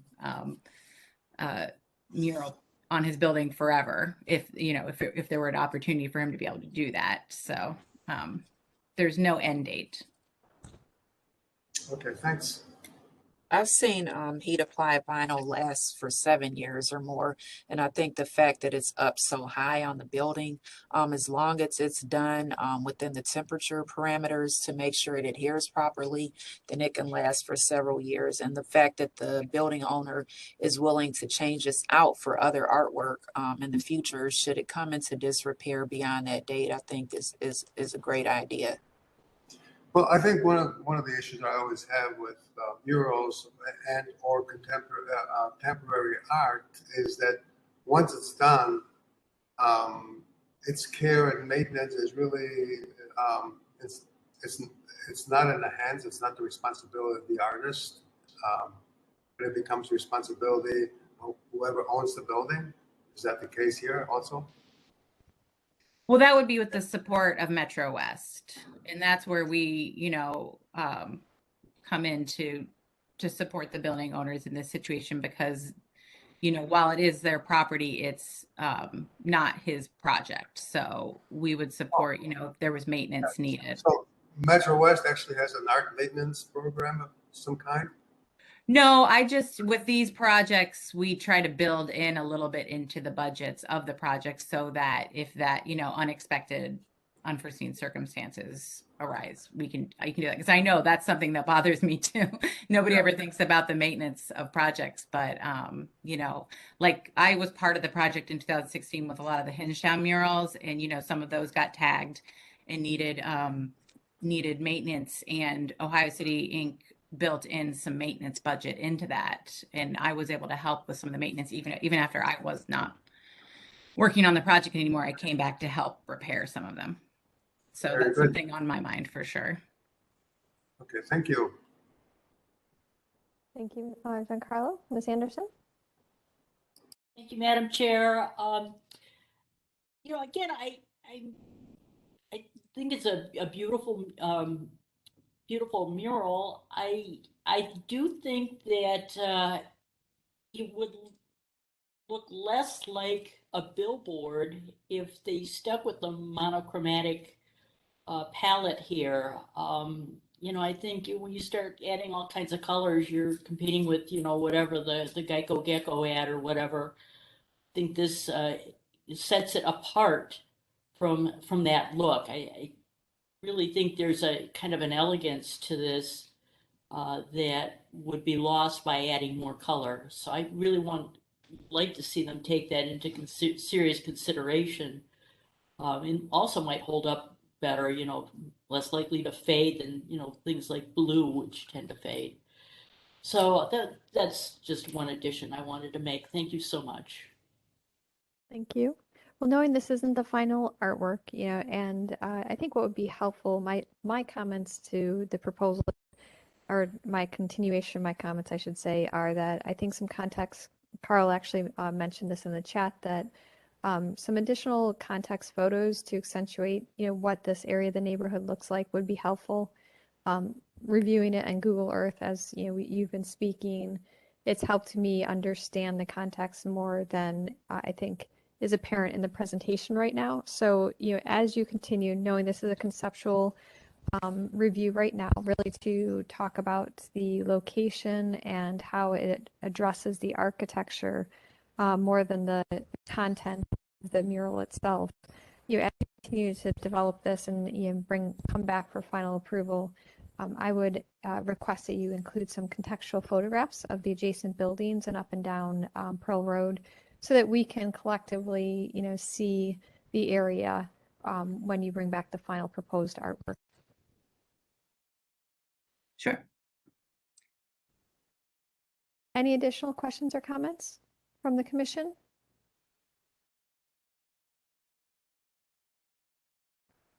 Not seeing any. Does the applicant feel like you've had sufficient feedback on your proposal to continue developing it? Yep, I think that's really helpful, and I can bring that to the artist and architect and building owner, and we can, adjust as necessary. The only piece that, I would say is, just in regards to the color palette, just, personally, as someone at the community development organization, I really want to value what the feedback we got from the actual neighborhood and the people who live, the residents, that live on the streets, with the architecture that inspired the mural and the color palette that's inspired the mural. I see the point, but I also I think it's important to listen to the community, and not one person requested a monochromatic color palette in that context. So I think maybe if it's possible, we can, maybe he can come up with his first draft, and maybe since it is digital, it's possible we could have a couple options. He might be able to give different versions of his final draft so that we could look at those. So I can talk to him about that and see what he thinks, and work to make something that will make everybody happy. Excellent. We appreciate that. And I think Giancarlo made a great point that I know through some of the other mural programs and Tara can help us, is just developing that long-term maintenance plan. I think is essential for these great additions to the neighborhood. But without a maintenance program, it can become a detriment sometimes too. So we'd encourage you to develop that as you're developing the final design for this mural. Well, thank you for the presentation. We'll now move on to our second applicant in concept plan review. It's located at 5416 Detroit Avenue, new construction concept of a pocket park, plaza, and petite commercial development at the Waverly and Oaks project.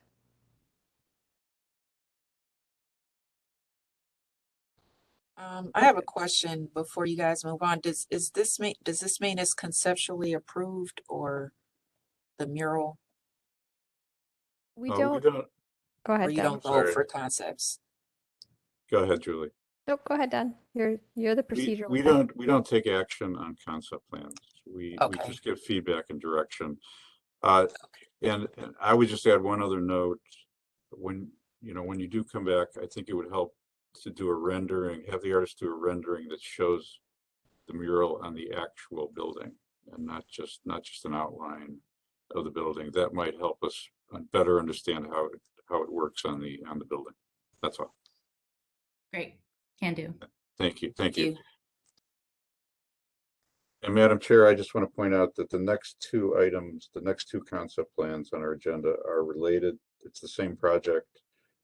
One is for new development and one is for demolition. But both are concept, and we won't be acting on either one today. Thank you for clarifying that. Then we'd like to welcome the applicant to unmute your mic and tell us about your project.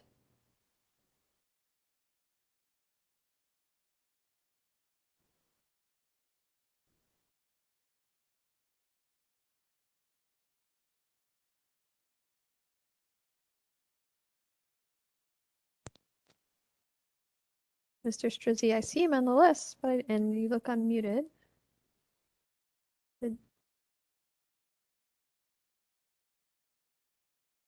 We cannot hear you. How's that? Is that better? There we go. Yes. Okay, sorry about that. So thanks for having us. This is Justin Strizzi with Bond Street Group, the owner of the properties we're going to be talking about. I'm shared with my partners, and also Dimmitt Architects is on as well. To give a little context, the three properties that we're talking about, highlighted on this slide here, going from left to right, is 5428 Detroit, which is a two-story existing building, the former Minon space, future Banter space, which is, we are not proposing anything to happen there. Moving to the east is a currently vacant lot with a tall gate. And then 5416, which is the obsolete warehouse building, which is the subject of the demolition proposal. These are the three lots that are immediately east and adjacent to the new construction apartment project that broke ground in October. So if we could go to the next slide, please. Another context in the next slide, please. And one more. So this is a couple exterior images of 5416 Detroit, which is a warehouse building that I'm sure Carl can give a little more context as to the history, but built as far as we understand early 1900s, but has been renovated and modified over a number of times and some in more recent years. It's a two-story structure in the front, and then a larger warehouse space towards the back. It's been unoccupied for quite some time, kind of used as general storage for the owners of the space. We can go to the next slide, which shows some interior images. Top two images in the bottom left show the ground floor space as it exists today. The bottom right image is the vacant apartment that exists facing Detroit today. You can see the block windows that we saw on the facade. And then next slide, please. And this is the rear of the space, kind of standing in at the top left. You're standing in the vacant lot at 5420 Detroit. And then the other three images are of the warehouse space, which again has been modified over time, over a number of years.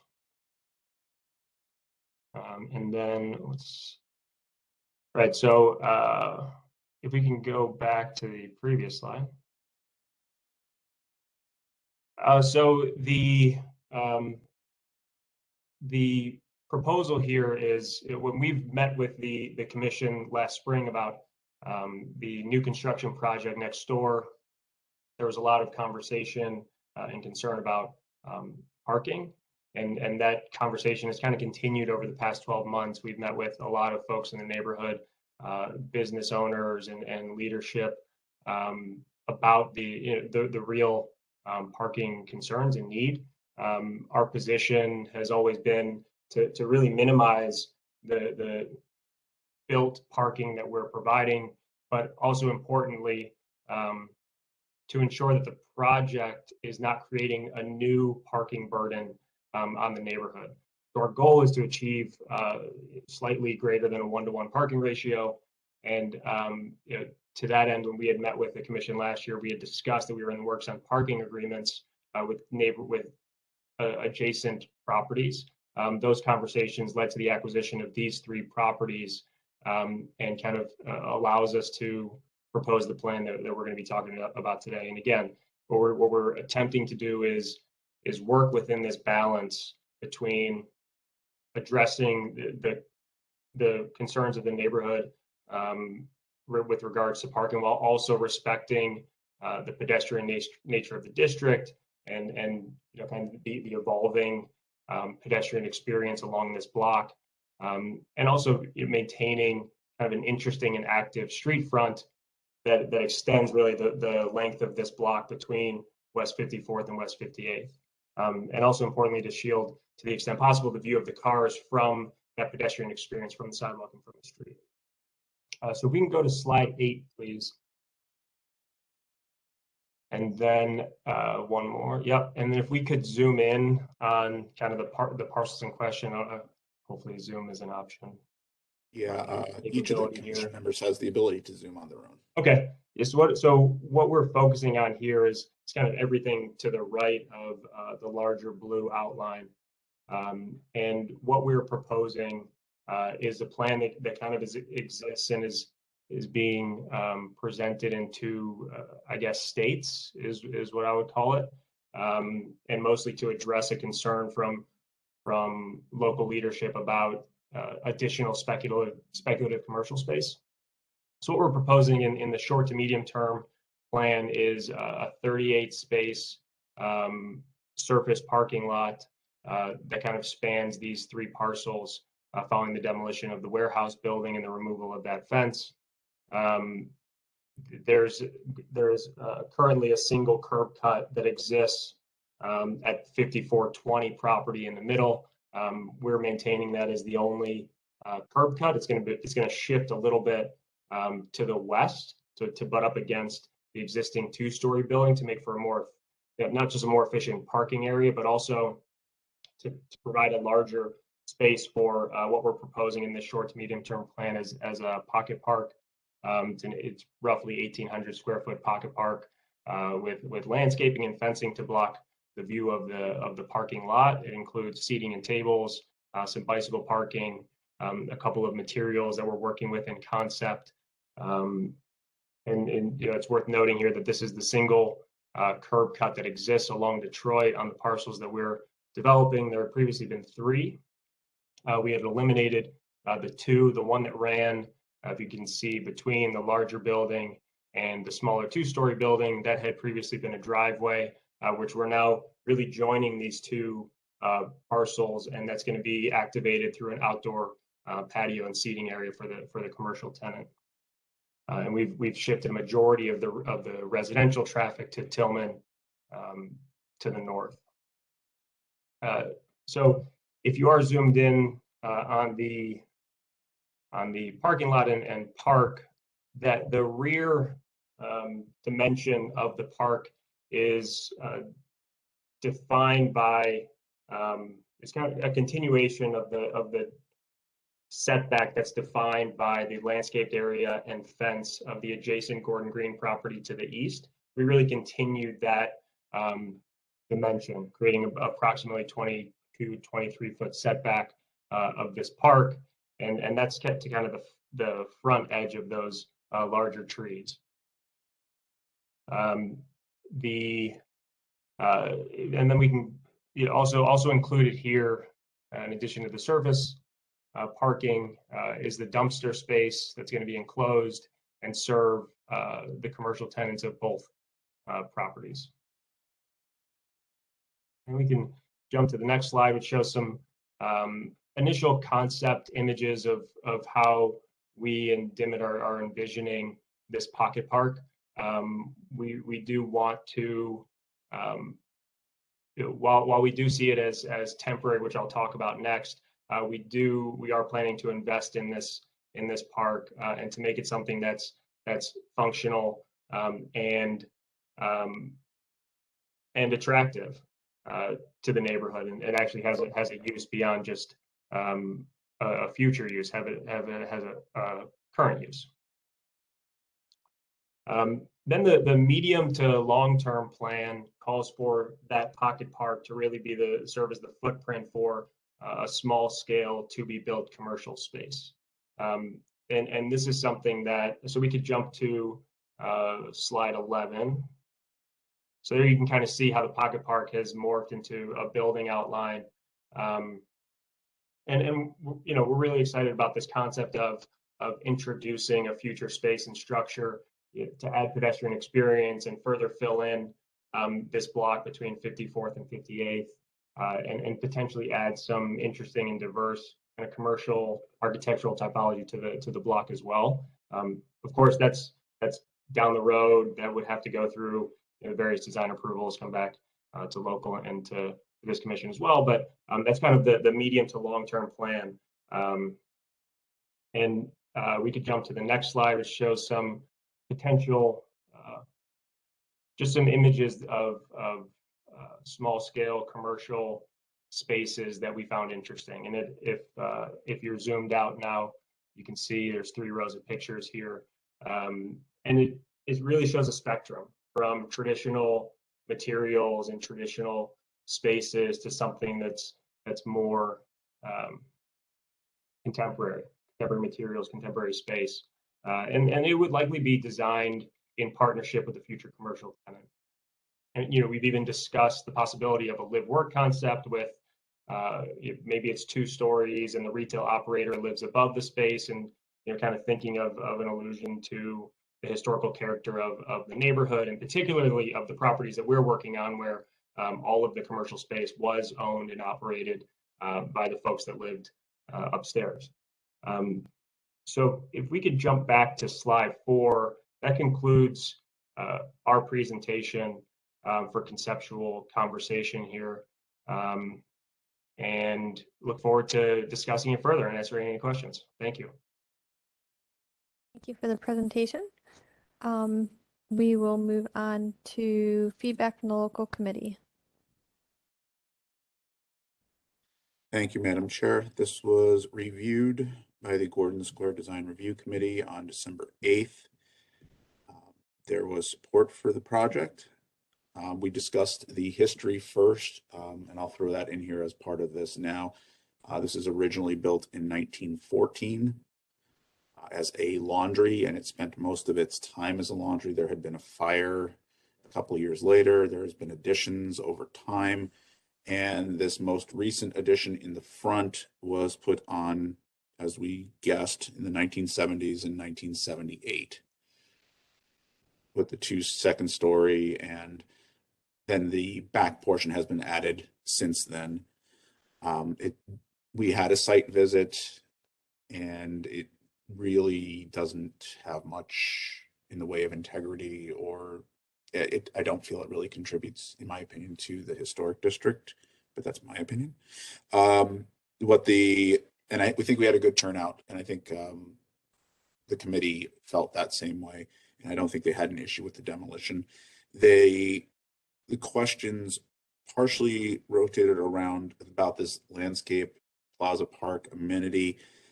They felt it was a great temporary use, but they wondered how it would be communicated, that how would this landscape or this amenity go away at a later time? How would that be communicated to the neighborhood?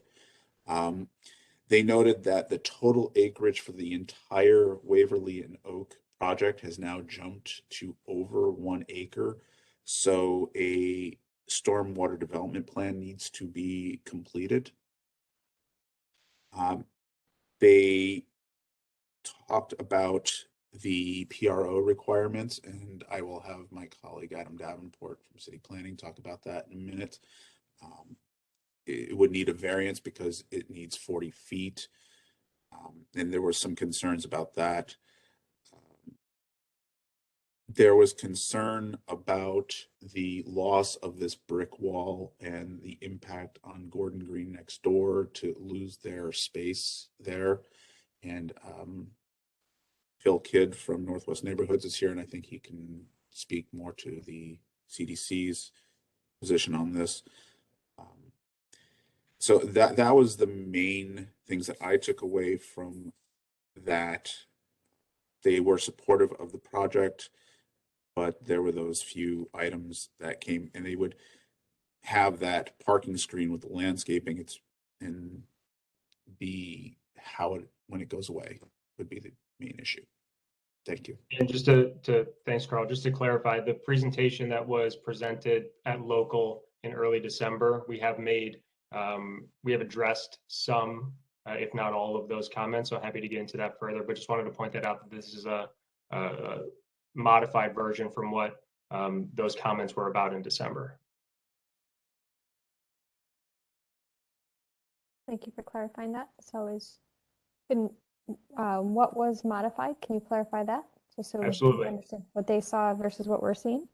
Sure. So we had actually presented, I believe it was 40 spaces. And those 2 spaces, if you're looking at the pocket park, they were taken by a bench with a setback, and then that larger tree on the right side. We further defined and clarified kind of materiality. At that time, we didn't have the inspiration images of the park, how we're seeing it develop, or the small scale retail images either at that time. And some of what we had heard from the local committee was kind of questions surrounding the scale of the commercial. What kind of tenants could this serve? What might this look like? And while we're not giving a definitive answer to that, we're kind of providing some imagery to help guide that conversation. Because there was question about if that size is realistic, and our belief and kind of proof of concept exists within a lot of these images, and not just those images, but a lot of commercial spaces within the Near West Side and within Cleveland. And then there's additional landscaping. The plan has just been further developed as far as landscaping and shielding of the space. And we've continued the conversations with the folks at Gordon Green about cooperating on how to maintain the integrity of their exterior event space.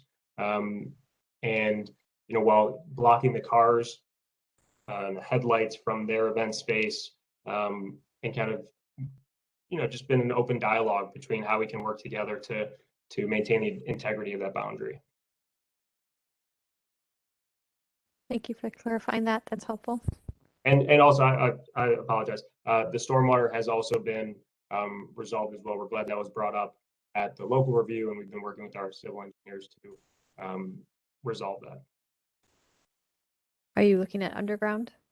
Yes. To resolve it? Got it. Thank you. Right, then we will open up the floor for questions or comments. And just to, apologize, I didn't say this earlier. Since this is concept, we are not voting. We're just giving you feedback on the design at this time. Questions or comments from the commission?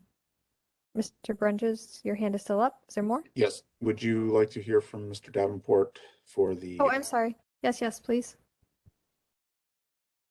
Mr. Davenport, please update us. Thanks, Madam Chair. Appreciate it. The other side of the office, the Planning Commission, has definitely been supportive of this project over time. I've had conversations with Justin and the team over there at Bond Street about kind of the pedestrian retail overlay and what we're seeking to kind of maintain or create in the future in regards to that. So that's kind of our overlay, speaking to very great neighborhood walkability, and trying to either maintain that, or in this case of the project, form that in the future, as it relates to certainly like the rest of Gordon Square, kind of further west along the Detroit Avenue corridor. In regards to kind of that specific rule, we were very happy to see, the original development with no curb cut on Detroit, all parking kind of rear loaded in a way off of Tillman. This current plan maintains the existing curb cut, which we're fine with. If they did have to, if they were pouring like an entirely new one, they would have had to come kind of before the Planning Commission for a conditional use approval. Tied in with that rule, though, is our requirement of no parking within 40 feet of the frontage of road lines, of parcel lines. In this case, I think the proposed dimension is 22. So I've expressed this to Justin before. I think our preference would be to maintain that 40 feet off of Detroit. That would eliminate the need for them to go before Planning Commission asking for that conditional use and to BZA for that variance overall. I think essentially that rule is in place because of situations like what we see before, where although the micro retail examples that Justin is citing, I think are actually very good examples of those spaces, like out at Mitchell's Ice Cream in Van Aken or the Warby Parker store in Pinecrest. Like those, I think, could work here very verifiably so. I think what I'm kind of struggling with is like this dimension that we hold for the 40 feet is meant to, basically prevent kind of the parking scenario in all regard in the future, right? If we grant this at, I know no votes are being taken today, but if this is granted in the future, or if the Planning Commission kind of grants it, I think there's something kind of inherently lost with that over time, and there's always the chance of never having that back, I guess. So just wanted to put that out there, make everybody aware. I know this is for concept review only, and I also talk to Justin about this in many regards. So I think 40 feet would require the elimination of at least 4 of these spaces in addition to what is landscaped already. But in my mind, that's kind of worth it for upholding the essence of the PRO in the Planning Commission sense. Those are all my comments. Thank you. Thank you, Mr. Davenport. I believe we have Mr. Kidd from, apologize, Mr. Kidd, I just forgot where you're from. That's why I'm from Northwest Neighborhood CD. Yes, the thank EC. you. I was going to say Detroit Shoreway, and I knew that wasn't right. Go ahead. Yes. Well, yeah, you are correct. We just we have a new name. So yes, Yes. same organization. I'm the special projects manager. I participated in the walkthrough of the demolition and also in the local committee, the discussions, and offered some of the feedback back in December. We're largely supportive of the project. Certainly defer to Adam's comments in regards to the setback. We don't oppose that recommendation. We we are glad to hear that there has been some continued dialogue with Gordon Green next door. That was a concern just because we work closely with that group as well as in regards to some of their concerns, and had worked through some of their planning detail in regards to the kind of a similar type of pocket park space, if you want to call it that, it's adjacent to what's being proposed here. So that's good to hear that those issues are being alleviated. Looking at medium to long-term planning, we support the concept of adding the additional retail space there in time. We like to see the additional or the continuity of commercial space along the corridor, particularly given the fact that we see the reactivation of the commercial space with a very popular neighborhood restaurant that's coming back. We think it'll warrant the temporary space for the seating in the pocket park, but also the additional commercial space that'll be included with the Waverly and Oak project. So moving forward long term, that would be the vision that we would ultimately support. But generally speaking, we support the parking proposal given the aforementioned things I just mentioned in relation to the additional commercial that's going to happen right here on this block.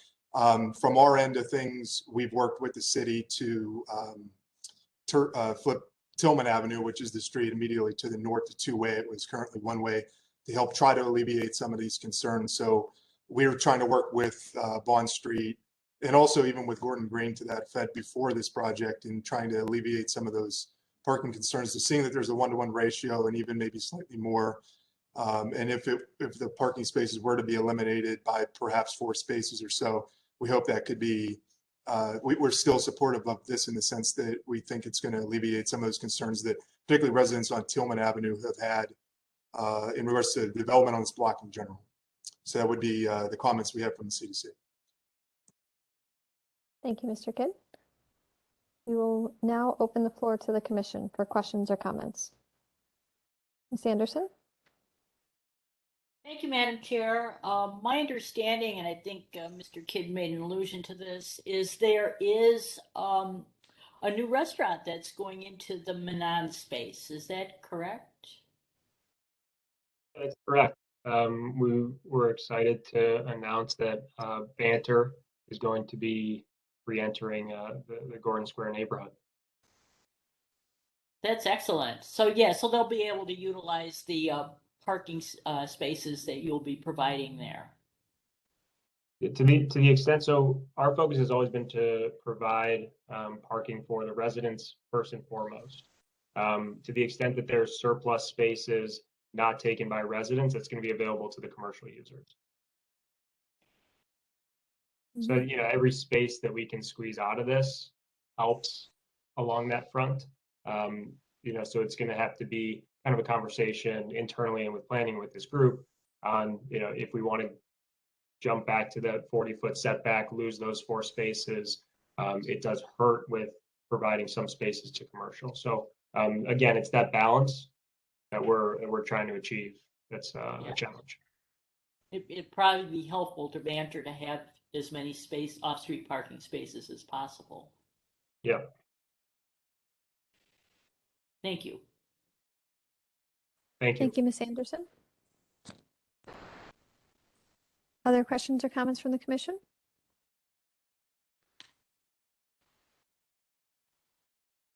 I'll go ahead with mine right now. I do agree with the conversation that the local committee had about inserting the pocket park and removing it. I think your gesture to try to connect to the neighbors pocket park and really actually make this a pocket park would be really appreciated by the neighborhood, because you're sort of in the middle of, you know, a variety of different commercial uses that I'm sure would support, you know, the use of that pocket park and the visibility, you know, people watching that pocket park. So I guess I do favor, you know, the 40-foot setback for the parking on in the, could it then open up the opportunity to place, you know, the new structure, this new small scale commercial on the north side of that pocket park, so still maintain it, but just increase the viability of that pocket park, is just something that I would strongly encourage you to consider, because I think parking is needed related to these, you know, but once you, the green space, I think would also be a great addition to this area, and to have it and then remove it, I think would cause, you know, stress within the neighborhood. Yeah, I think those are great comments. Thank you. It's interesting, right? We're trying to find this kind of intersection or meeting point between achieving three things: one with the pocket park, one with the parking need, and then kind of this future plan for additional commercial. And all three of those are important and can benefit the block and the neighborhood.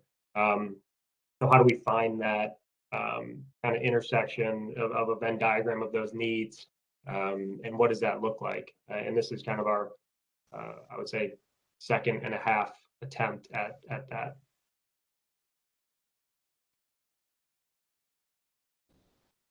I think, and the concept is great, just the final details of execution, you know, and the where the design will shine. Other questions or comments from the commission? Mr. Brunges? I just would thank you, Madam Chair. I'd like to just throw in one thing, Justin. Perhaps you look at showing, and I think you did this originally when we were going through the original proposal, the and work with Phil finding the parking lots or the on-street, how much on-street parking is right there in front. I know you're right there by a corner that has side street in between as well. Is there another public parking lot across the street somewhere? How far within like 100 feet, 200 feet is parking to this that could also be supplemental here, that for customers of Banter or other future commercial? Right. Thank you. Yeah, we'll work on that.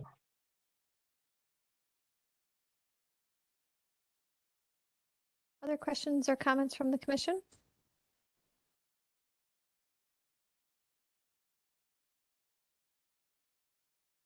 Not seeing any. Does the applicant feel like you've received enough feedback to continue the development of your design? Yeah, I think so. I would just ask one question about the demolition component of this. Is that something that waits until the next meeting for a vote, and this is just kind of conceptual on both the demolition and the plan? Yes, you'll, we'll talk about the demolition here next, but yes, you'll receive Okay. only conceptual feedback at this time, and then the votes will occur at the next meeting when you come back for final. Okay, yeah, I think we've gotten great feedback. We really appreciate all the thought and comments on this, and we'll keep working on it. Okay, excellent. We'll move on to the demolition. Is there questions or comments or feedback from the commission on the demolition? Michelle, did you go on this walkthrough also? I was not there. Okay. Carl and Don, could you give us an overview of what you saw at the walkthrough? Mr. Benesi could tell you, he was there. Mr. Bonezzi, thank you. Since Mr. I Bonezzi? waited around, yes, I did participate in the walkthrough, and beyond an architectural theory idea I had, the building pretty much has little to no architectural merit beyond, you know, the front was drastically changed. The interior is basically, you know, destroyed. It was an interesting building spatially, but in terms of its merit, and I don't think it has much of anything to contribute to the neighborhood anymore. Thank you, Mr. Bonezzi. That is helpful. I'm sorry, I was not aware you were there. So thank you for putting your hand up. That is all right. It was a very cold, rainy day. Other questions or comments beyond Mr. Bonezzi's feedback on the condition of the facility that the commission has?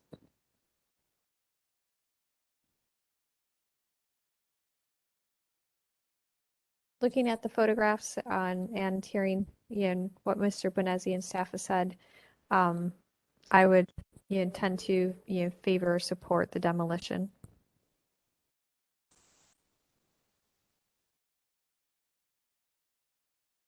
Other questions or comments from the commission?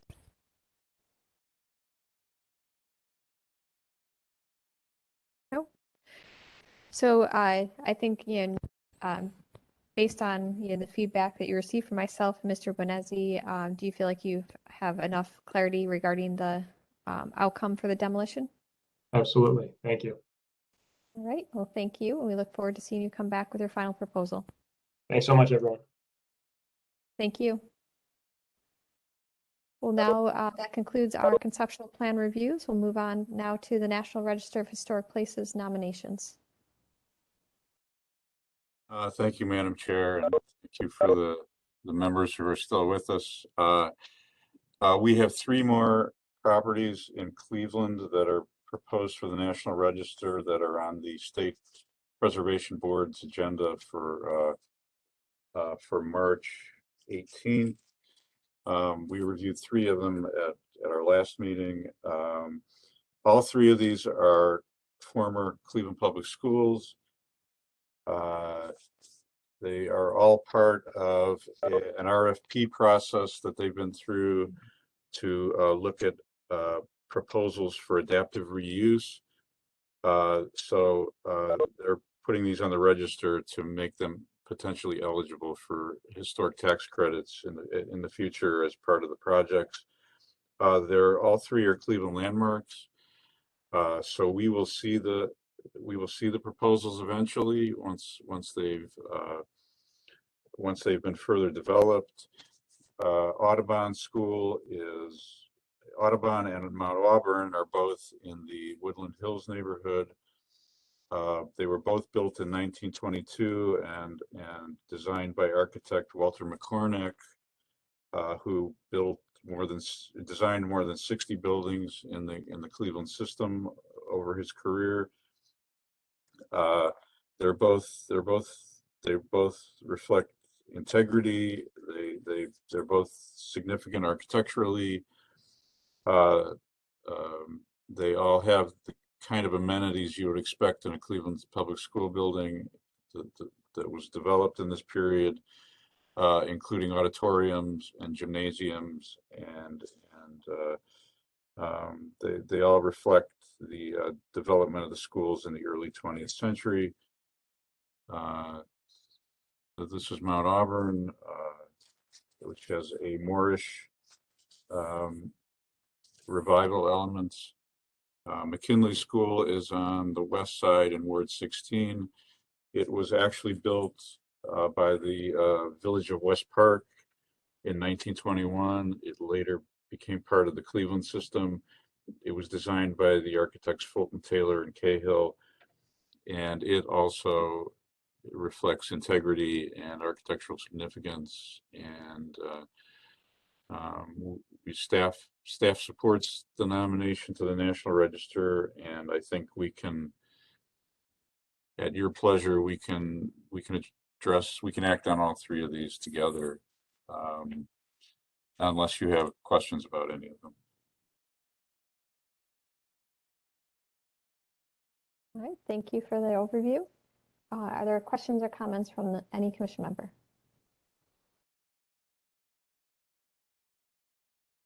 Ms. Anderson?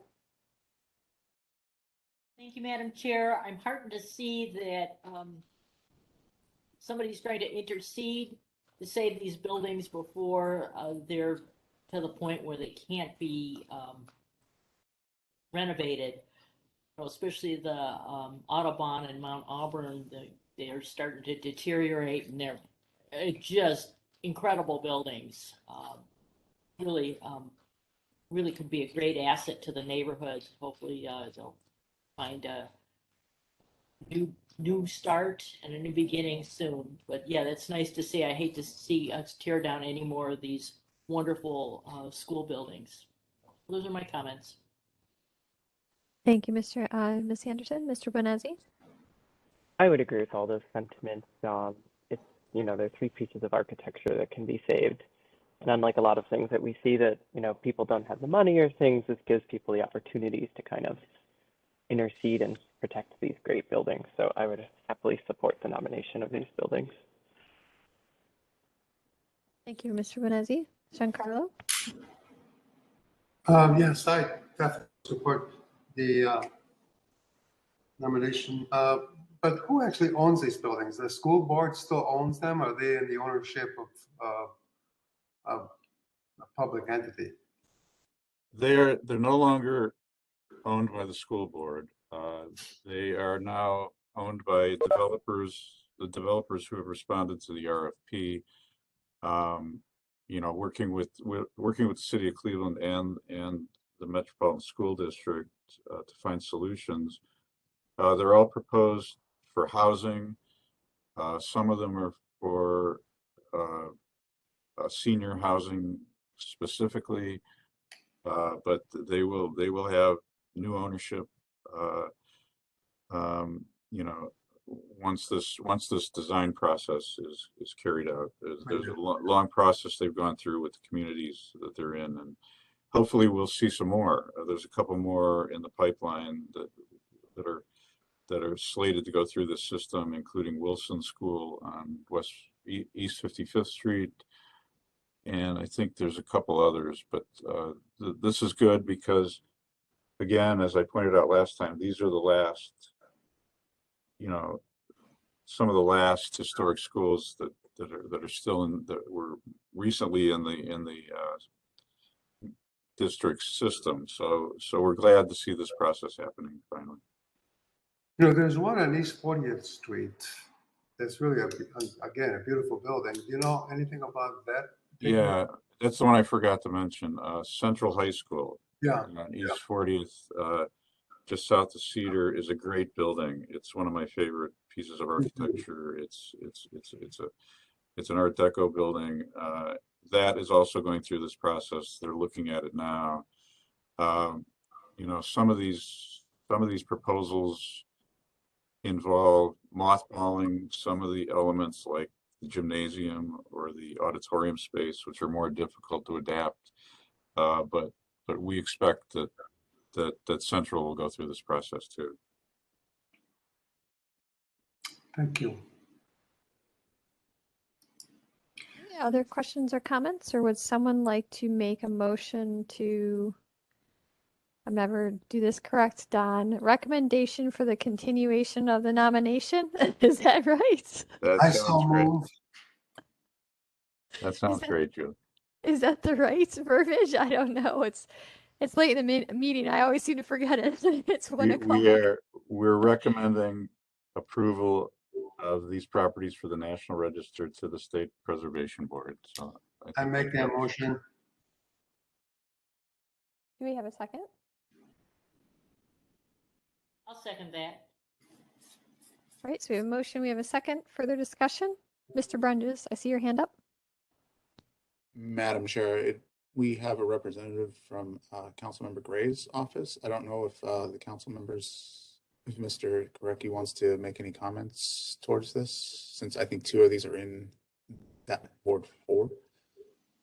Oh, no. Hi, everybody. No comment. Just seeing what the presentation was, but I went over pretty quick, I see. But carry on.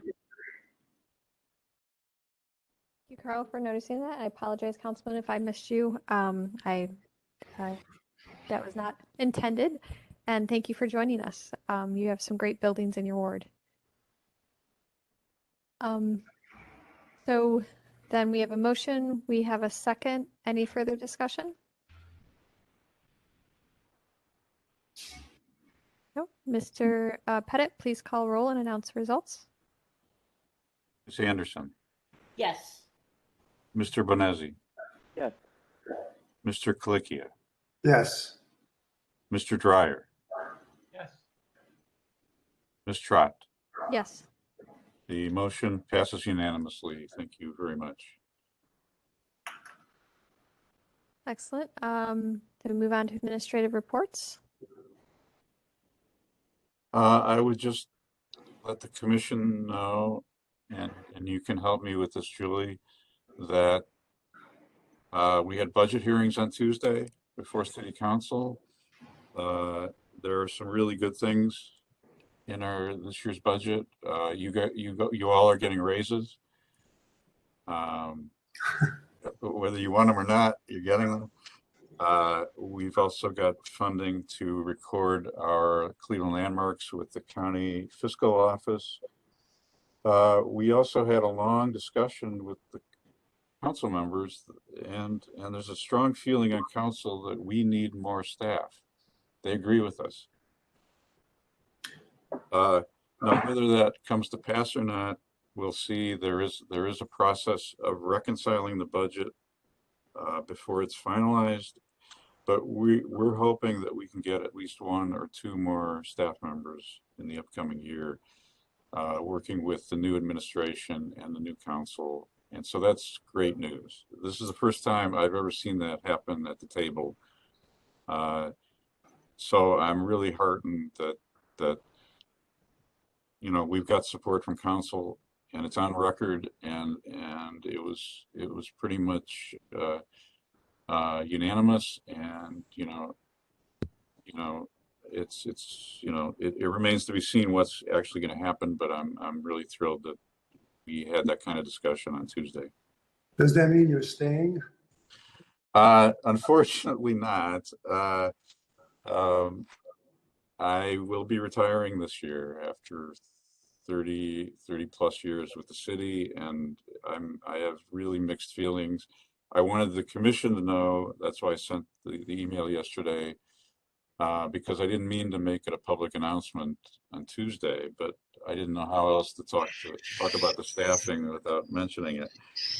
So there, I haven't set a date yet, but it will probably be within the next 3 or 4 months, and we will talk about it again. I will miss all you guys,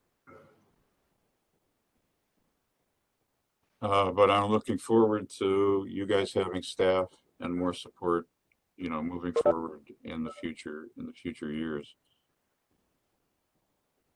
Well, Donnie, you've been an anchor for this department, and everyone will miss you, but I think we're looking forward to you having a little bit of time, like you said, to enjoy and stop and smell the roses a little bit, right?